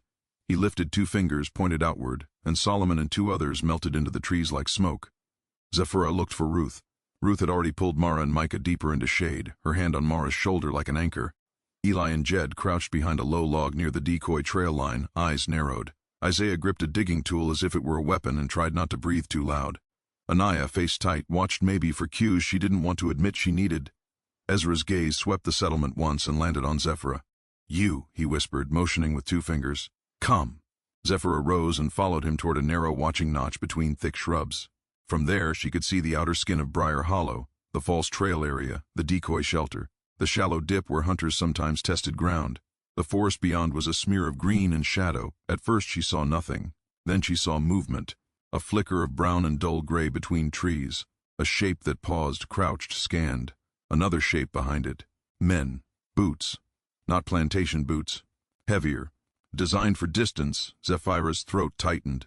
Hunters. They were not moving like overseers who expected obedience. They moved like men who expected resistance. One held a rifle low. Another carried a length of rope. A third had a dog on a short lead. The dog's nose worked the air, restless, confused by the damp forest and the decoy scents. They're inside the skin, Zephyra whispered. Ezra didn't answer. His face did not change, only his eyes sharpened, and Zephyra realized he had been waiting for this moment for years, every day, every night. Briar Hollow existed on a knife edge, and this was the blade pressing harder. The hunters paused at the decoy fire pit. One crouched and touched ash. He rubbed it between his fingers, then lifted it to his nose. His expression tightened, uncertain. He gestured, and the others spread out in a loose semicircle. The dog pulled toward the decoy trail. It was working. The skin was doing its job, but then one of the men, a tall one with a scar down his neck, stopped suddenly. He turned his head, listening not to the ground but to the forest. He lifted a hand to halt the others. Zephyra felt something shift in her gut. That man was not following smell. He was reading silence. Scarneck took a step away from the decoy trail, moving toward a patch of brush that was too still. He knelt, touched the ground, and stared at a crushed leaf. Ezra's jaw tightened. "Who is that?" Zephyra whispered. Ezra's voice was like stone. "That's Briggs," he said. "He hunts people, not tracks." Zephyra watched Briggs rise and scan slowly, his eyes moving with the patience of someone who enjoyed the hunt. He looked toward the tree line, toward the deeper part where Briar Hollow hid itself. He smiled faintly. Zephyra's blood ran colder. Briggs lifted 2 fingers and whistled softly, not a loud call, but enough. The dog's ears perked. The man with the leash adjusted his grip. The semicircle tightened. The skin was cracking. Ezra made a signal behind them, 2 clicks and a low tongue tap. "Move without noise. Scatter watchers. Prepare." Zephyra turned and saw Solomon appear at Ezra's shoulder, eyes grim. Cora and Mabie moved with silent urgency, guiding people in small groups deeper into the settlement's second layer. Not a full evacuation, yet. A tightening, a readiness. Micah tried to stand, stubborn even now. Mara grabbed his arm and held him down, whispering fiercely into his ear. Ruth's eyes were wide but steady. A child slipped past Zephyra, carrying a bundle of cloth. One of the caches being moved, Zephyra realized. The settlement was already shifting shape. Briggs took another step forward, and then the forest betrayed them, not with sound, but with accident. A small branch snapped somewhere off to the right, not loud. But in a moment this tense, it might as well have been a bell. Zephyra's head whipped toward it.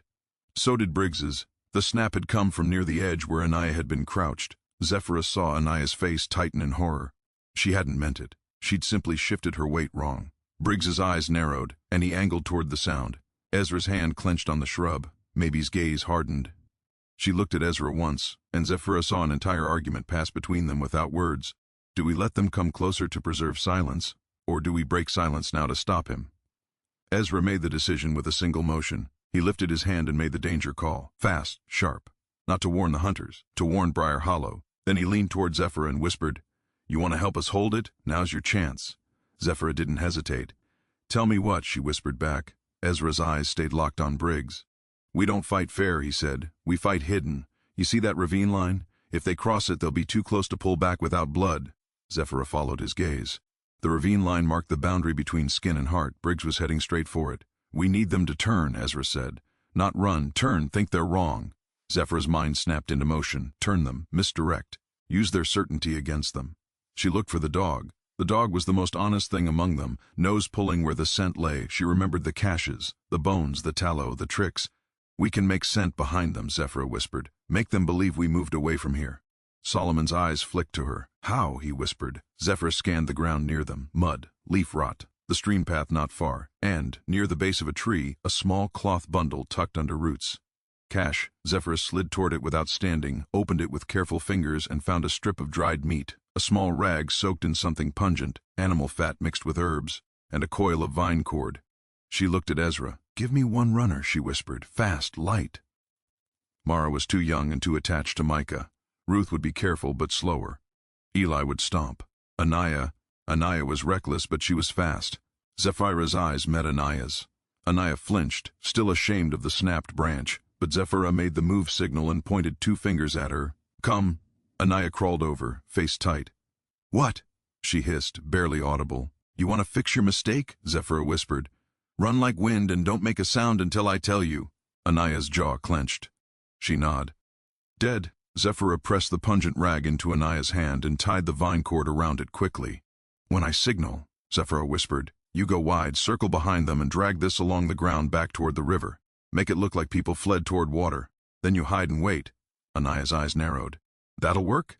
"It has to," Zephyra said. Ezra watched Zephyra for a beat, measuring trust in a heartbeat, and then gave a small, sharp click. "Go."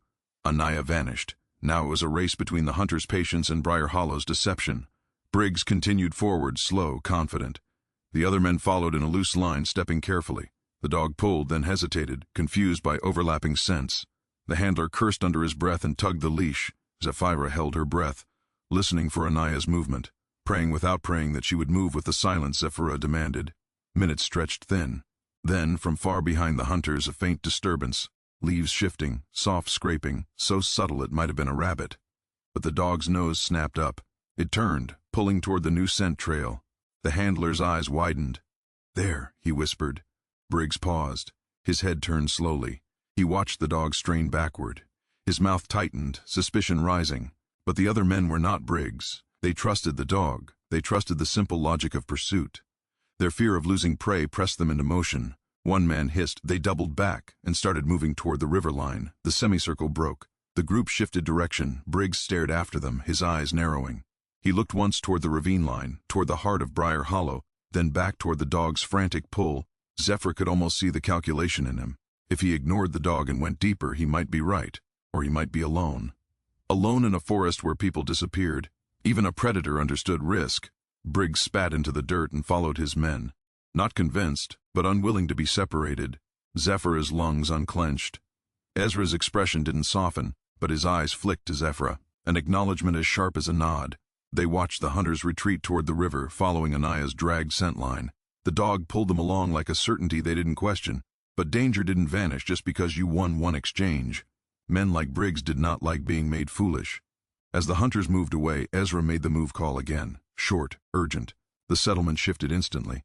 People relocated deeper. Caches were moved. The thorn gate was reinforced. Decoy trails were refreshed to look older, more convincing. The entire community tightened like a fist. Zephyra slipped back toward Mara and Micah. Mara's eyes were huge. "Did we?" Mara began. "Not yet," Zephyra whispered. "We only breathed." Micah's voice was weak but steady. "They here?" he rasped. Zephyra nodded once. "Close," she said, "but not inside." Ruth pressed her hand briefly against Zephyra's wrist. "That was you," Ruth whispered. "That turn, you did that." Zephyra didn't answer. She didn't want credit. Credit made people think one person mattered more than the system. Systems survived, heroes got killed, an hour passed. Then, too, the forest stayed tense, but no new danger call came. Birds began to move normally again. A child's soft humming started and was immediately hushed, not scolded, just corrected. Life resumed in careful increments. Then Anaya returned.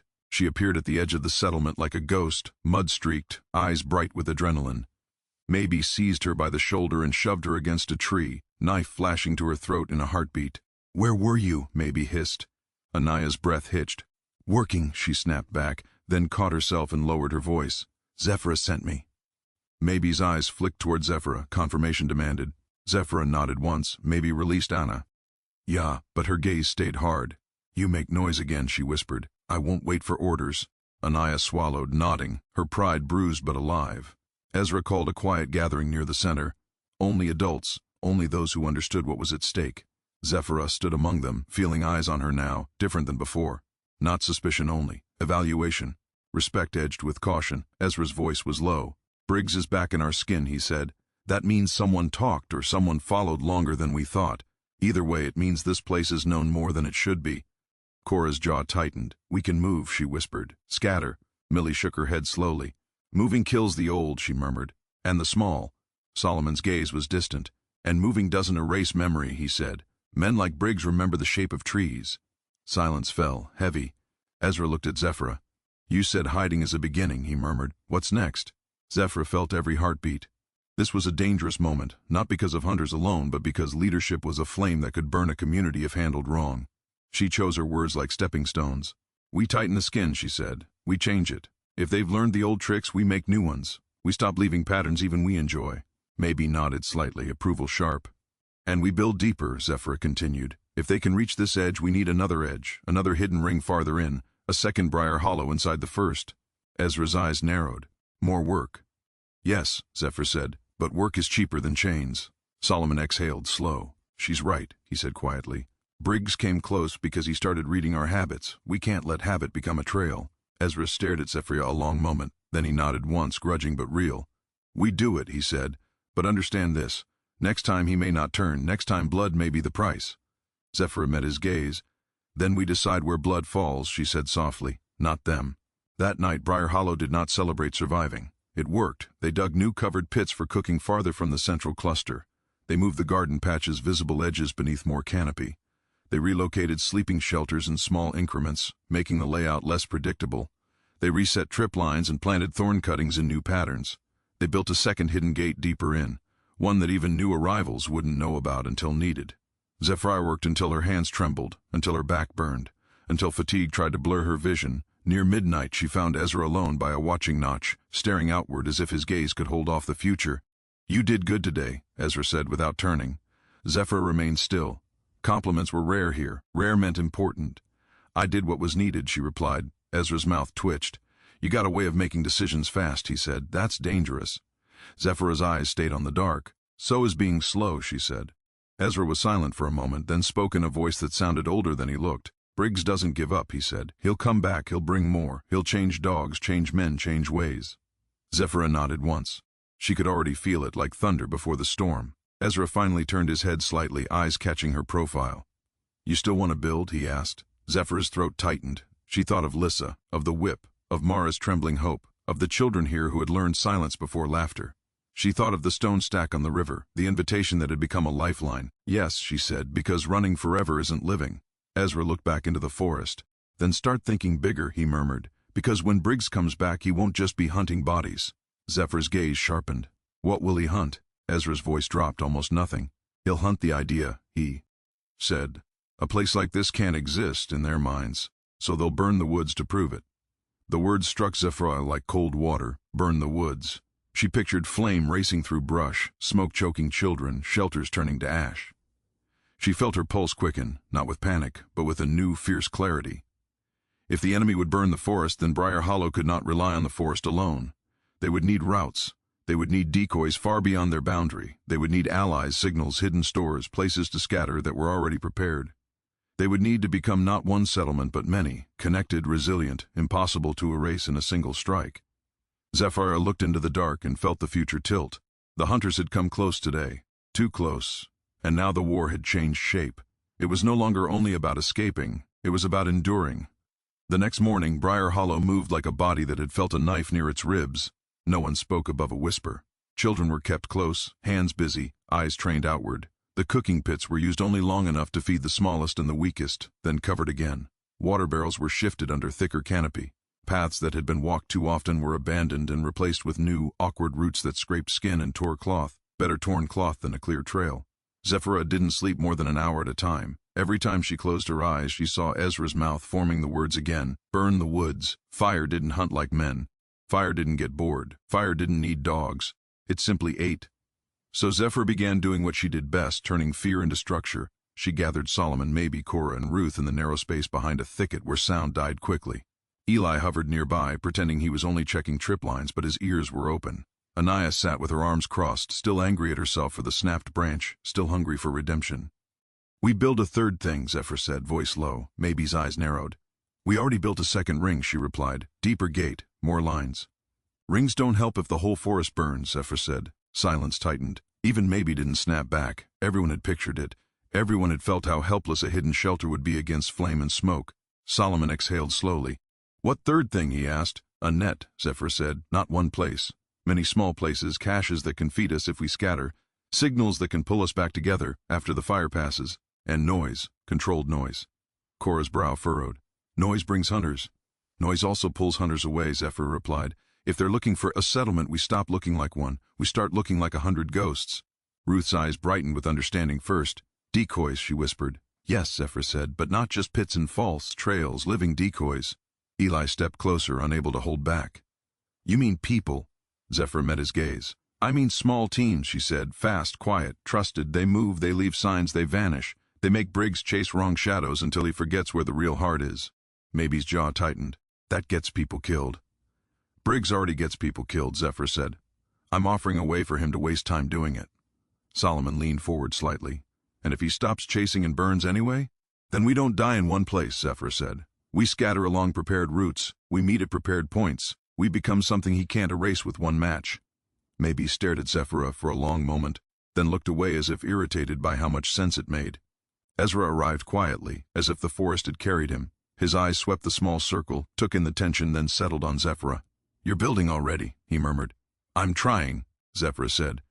Ezra listened as Zephyra repeated the plan in fewer words. Caches beyond the settlement, rendezvous points, mobile decoy teams, signals standardized across every group. Stones, bones, bark strips, bird calls. He did not interrupt. When she finished, he was silent long enough that Zephyra felt the weight of his judgment like a hand on her throat. Then Ezra nodded once, slow. "That's bigger," he said. "That's dangerous." Zephyra held steady. "So is staying small," she replied. Ezra's mouth twitched, not quite a smile. "All right," he said. "We do it, but we do it with rules tighter than rope." He looked at the others. "Solomon, you pick cache points near water. Cora, you train the children on new signals, only the oldest. Maybe you set decoy routes. Zephyra," his eyes returned to her, "you choose your teams, and choose carefully. One wrong person, and your net becomes their noose."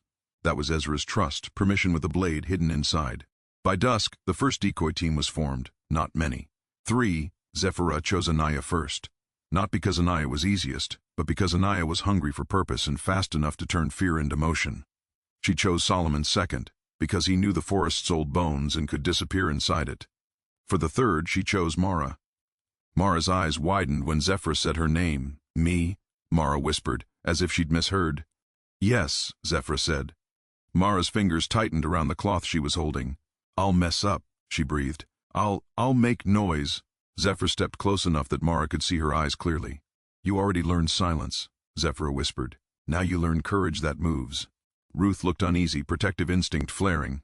"She's young," Ruth murmured. "So am I to them," Mara whispered back, surprising herself with the firmness in her tone. She swallowed. "I can do it." Zephyr nodded once.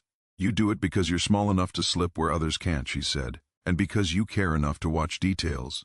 Mara looked down, then lifted her chin, shaky but determined. "Okay," she whispered. The plan for the first decoy run was simple. Create the illusion of a moving group heading north along the river's bends. then doubling back west toward a stand of pines Briggs's men had searched before. Leave signs, broken twigs, faint ash smears, a dropped strip of cloth. Just enough to be found, enough to tempt, then vanish. Before they left, Zephyra taught them one more signal, a scratch mark carved into bark in the shape of a crooked crescent. It meant Briggs is here, not hunters in general. Briggs specifically. Only use it if you're sure, Zephyr said, because if you carve fear into trees too often, nobody believes the tree. Solomon snorted softly at that, approval hidden behind humor. They slipped out after full dark, leaving Briar Hollow quiet and tight. Maybe watched them go from the boundary notch, her eyes flat with worry she would never admit. Hours passed. Inside the settlement, Zephyr couldn't sit still. She worked, moving caches, reinforcing a thorn line, resetting trip ropes. Every task was a way to keep her hands from reaching for panic. Micah, now stronger, insisted on helping carry small bundles. Eli tried to keep him from overdoing it, grumbling, but Micah's stubbornness was brighter than his sickness had been. Near midnight, the danger call came again, faint this time, from far out beyond the skin. 3 clicks, long pause, 1 click, not inside, not close, but near enough. Ezra and Maybe went to the watch notch. Zephyra followed, silent, heart pounding.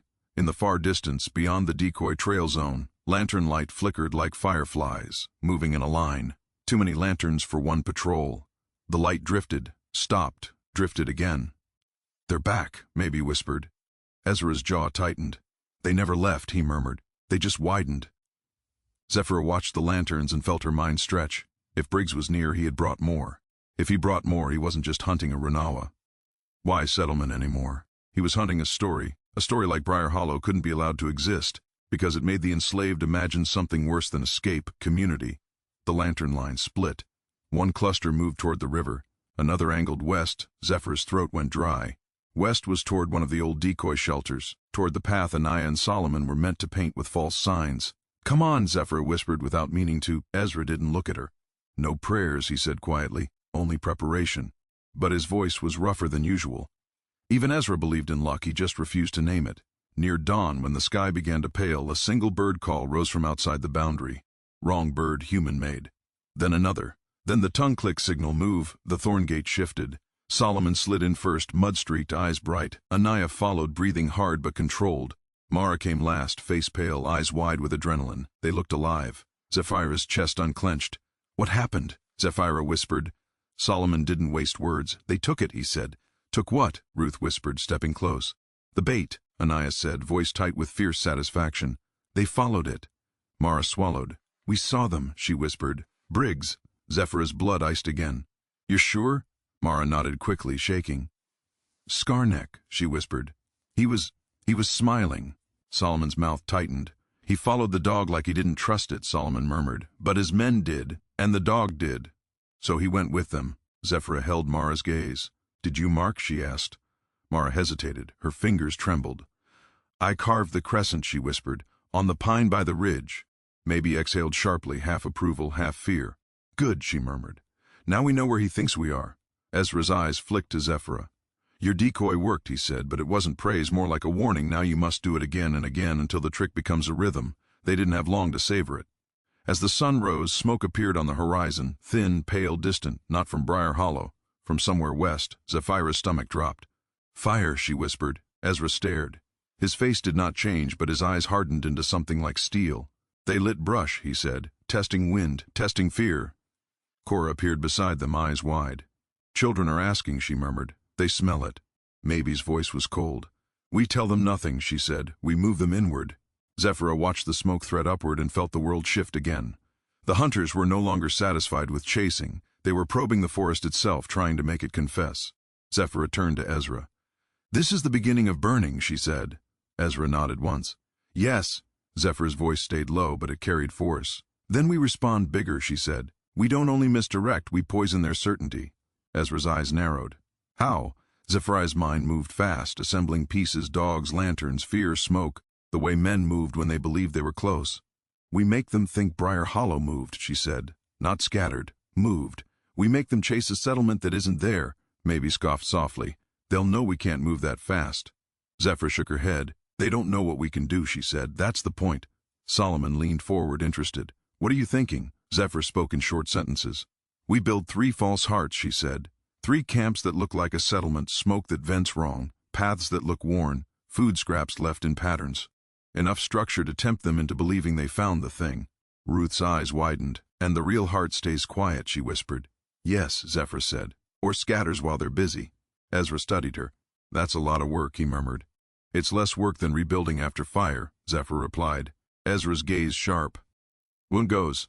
Zephyr looked at her people, at the ones who had already learned to move as a unit without looking like one. "Small teams," she said. "One builds false heart north, one east, one west, far enough from us that if they burn, we breathe. They leave signs that look like we fled into those directions." Maybe's jaw worked. "And if Briggs sees the trick?" Zephyra's eyes narrowed. "Then we make the trick hurt," she said. Silence. Even Maybe didn't immediately bite back. Eli spoke, unexpectedly steady. "You mean traps," he whispered. Zephyra nodded. "Not to kill," she said. "To slow, to scare, to make them step wrong, waste daylight, waste confidence." Ezra turned away from the watch notch and made a signal. People began to gather in small, controlled groups. The settlement did not panic. It shifted. Zephyra spent the next 2 days building lies.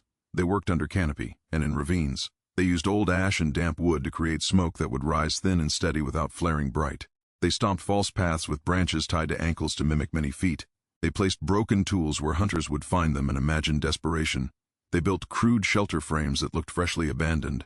They even left bits of cloth, carefully chosen not too much so it wouldn't scream trap, caught on thorns like careless fleeing. Each false heart was placed where wind would carry smoke toward likely patrol routes. Each was linked with signs, bone stacks, bark marks, stones arranged in the same language Briar Hollow used, because hunters had likely seen those now and would be hungry to interpret them. Zephyra hated that part.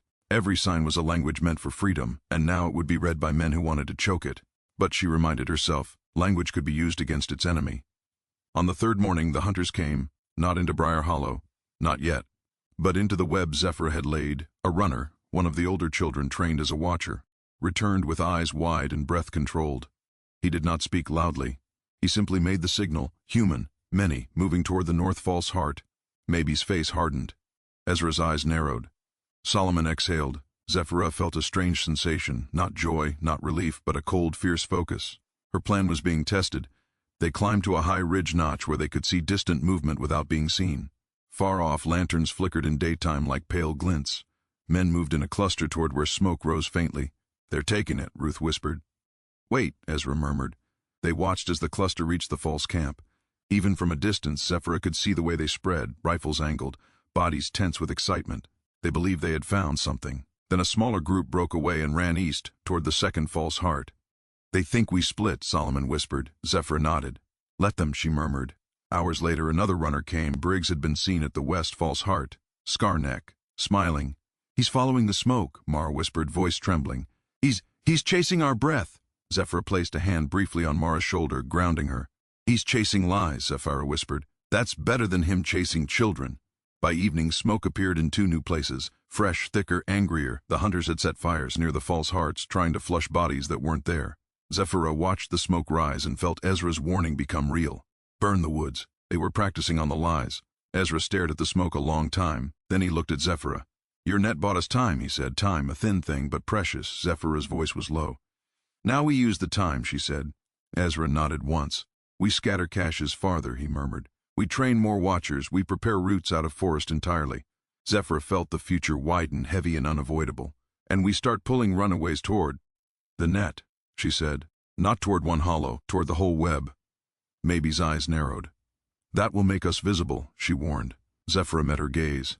"We're visible already," she said. "The question is whether we become a single target or 100. That night, as Briar Hollow moved deeper into its second ring and the false hearts burned in the distance, Zephyra stood alone under the canopy and listened to the forest. She could smell smoke.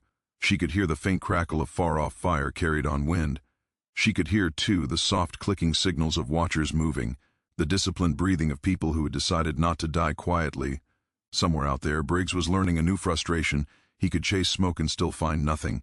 He could burn brush and still not reveal the heart. He would not accept that for long. Zephyra closed her eyes and pictured the plantation again. Not as a place she missed, but as a system she understood. Owners relied on certainty, that bodies belonged to them, that fear would keep everyone in line, that escape was lonely and temporary. Briar Hollow was already breaking that certainty. The web would shatter it. When she opened her eyes, she felt something settle inside her, an identity sharper than survival. She was no longer only a woman who had vanished. She was a woman building a rebellion out of silence, smoke, and misdirection. And Briggs, for all his patience, had finally stepped into her kind of war. Smoke became a second sky. It drifted in thin, pale ribbons at first, easy to ignore if you wanted to pretend the world could not change. Then it thickened, turning the sunlight dull and bruised. The forest carried the smell of scorched brush for days, and every throat in Briar Hollow learned what it meant to breathe carefully. Children coughed and were hushed gently, as if sound itself might invite flame. Briggs had lit his first fires to test the wind, his second fires to test their fear. Now, as the false hearts burned and yielded nothing but ash, his patience sharpened into something more dangerous than anger, certainty that someone was making him look foolish on purpose. Men like Briggs didn't forgive that. They punished it. Zephyra stood at a ridge notch with Ezra and Maybe and watched the smoke thread between trees like a living thing. Below, Briar Hollow moved deeper into its second ring, quiet, disciplined, already adapting. Caches were redistributed, signals were updated. The web Zephyra built began to feel less like an idea and more like a creature with many limbs, but the smoke did not stop. On the third day after the false hearts burned, a runner returned with eyes wide and lips cracked. He didn't speak. He signaled, many humans, widespread, slow sweep. Ezra's jaw tightened. "He's not chasing now," he murmured. "He's combing." Zephyra felt the shape of it instantly, a broad line of men walking shoulder to shoulder, burning small patches to clear undergrowth, forcing the forest to become a map instead of a hiding place. You couldn't outsmart a comb forever if you had only one hollow to protect. So Zephyra made the decision she had been circling for days, the one that would terrify them and save them at the same time. "We don't wait for his sweep," she whispered. Maybe's eyes snapped to her. "We can't outrun a wide line," she hissed. "We don't outrun it," Zephyra said. "We slip through it." Ezra's gaze sharpened. "Explain." Zephyra kept her voice low, steady. "The web isn't just decoys," she said. "It's routes. He expects us to move like prey away from him in one direction. But if his men spread, they thin, and thin means gaps." Maybe's mouth tightened. "Gaps with rifles," she whispered. Zephyra nodded once. "Gaps with men who are tired, afraid of the woods, and sure they're hunting people who won't fight back." Ezra watched the smoke, then the line of trees, then Zephyra. "You're saying we cut through?" he said, not quite believing it. "I am saying we scatter through," Zephyra corrected. "Small groups, trained. Each group heads to a rendezvous point already prepared. We leave behind nothing worth burning." Maybe's eyes narrowed. "And the children?" Zephyra's throat tightened. "The children go first," she said. "With the quietest adults. Under cover of night, they take the deepest roots and the safest caches." Ezra's voice was flat. "Moving in the night with children gets them killed. Staying in one place while he burns gets them killed too," Zephyra replied. Silence stretched thin. Ezra's face did not soften, but his eyes changed, acceptance mixed with dread. He was an old survivor. He knew when the forest stopped being a shield and started becoming a trap. "All right," Ezra said finally, "we do it, tonight." When the sun dropped and the smoke-hazed twilight began, Briar Hollow became a hive with its light hidden. People moved in whisper-quiet lines. They packed only what mattered: water gourds, cloth bundles of dried food, flint, cord, herbs, a few tools that could dig or cut. They buried what they couldn't carry, and marked the burial sites with signals only Briar Hollow knew how to read. Zephyra moved through the settlement like a pulse, checking faces, assigning group leaders, repeating signals with hands and clicks.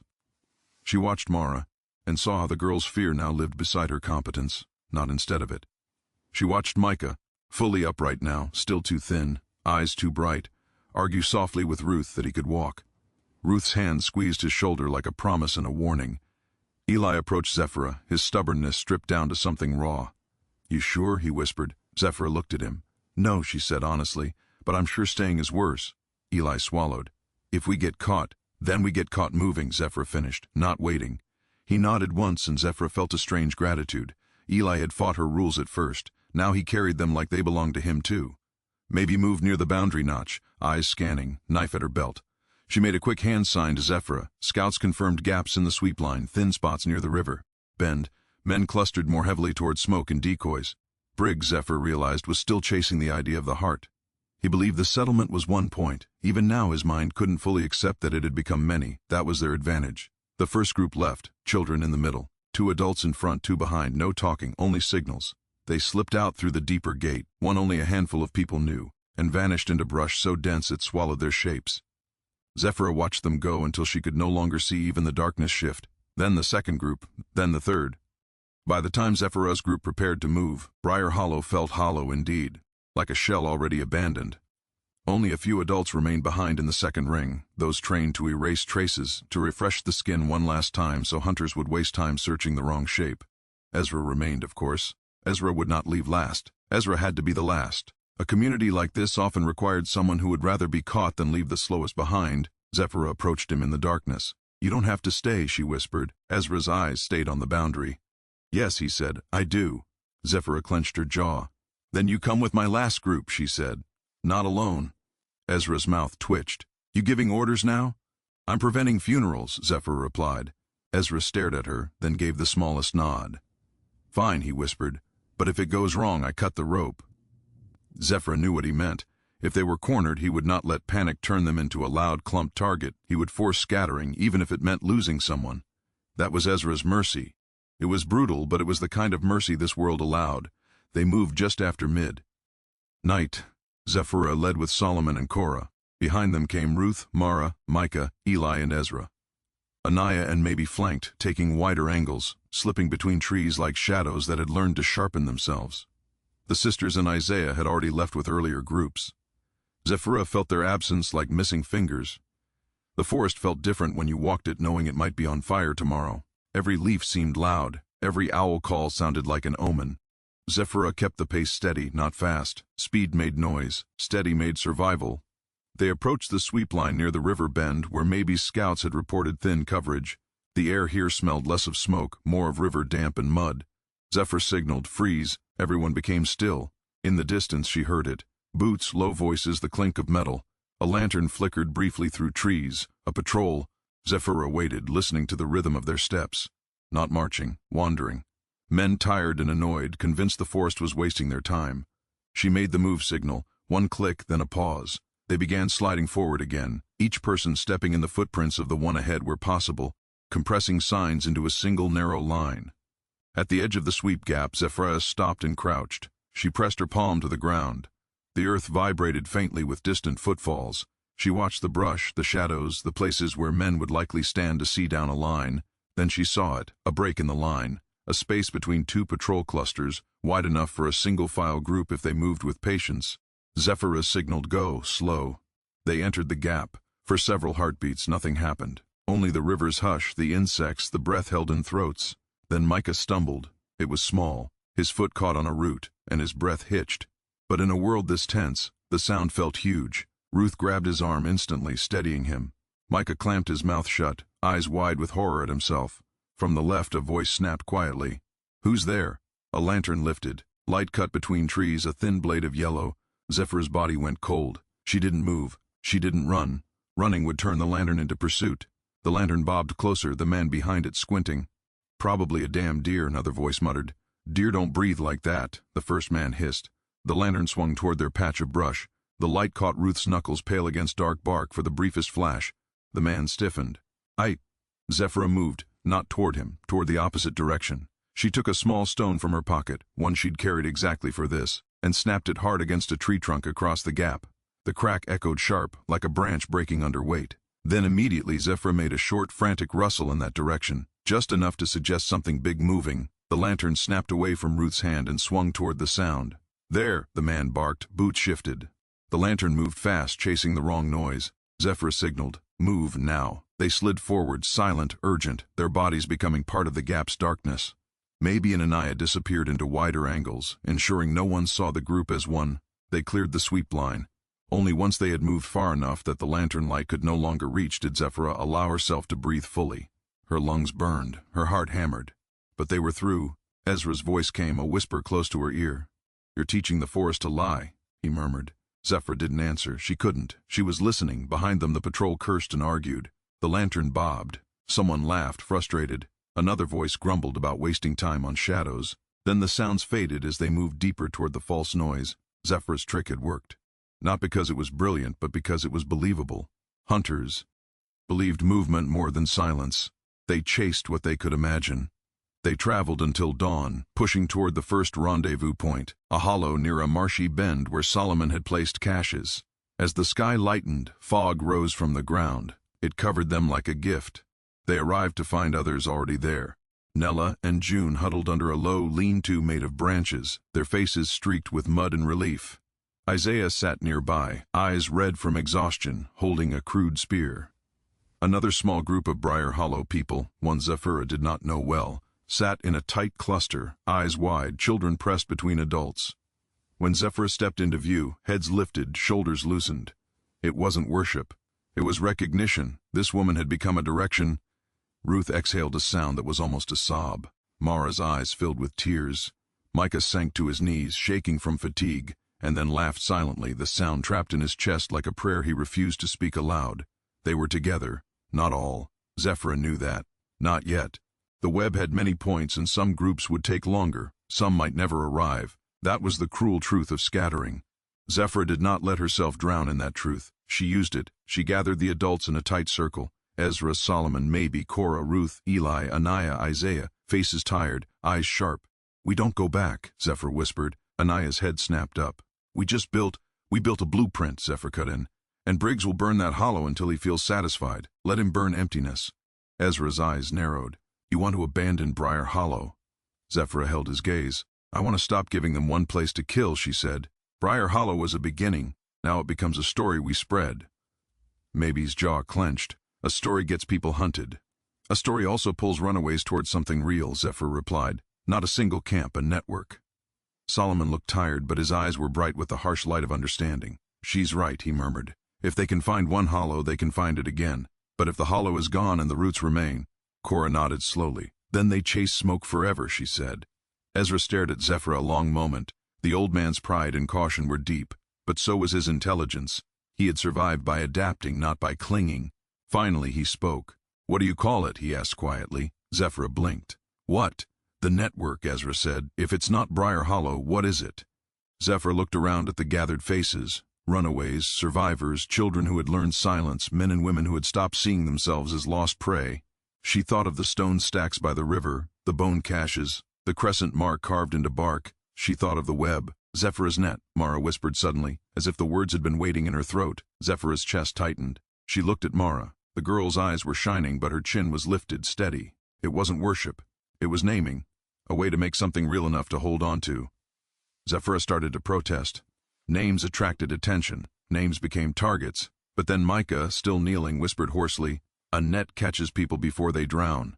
And Ruth, voice trembling with exhaustion and stubborn hope, murmured, "A net means nobody has to run alone."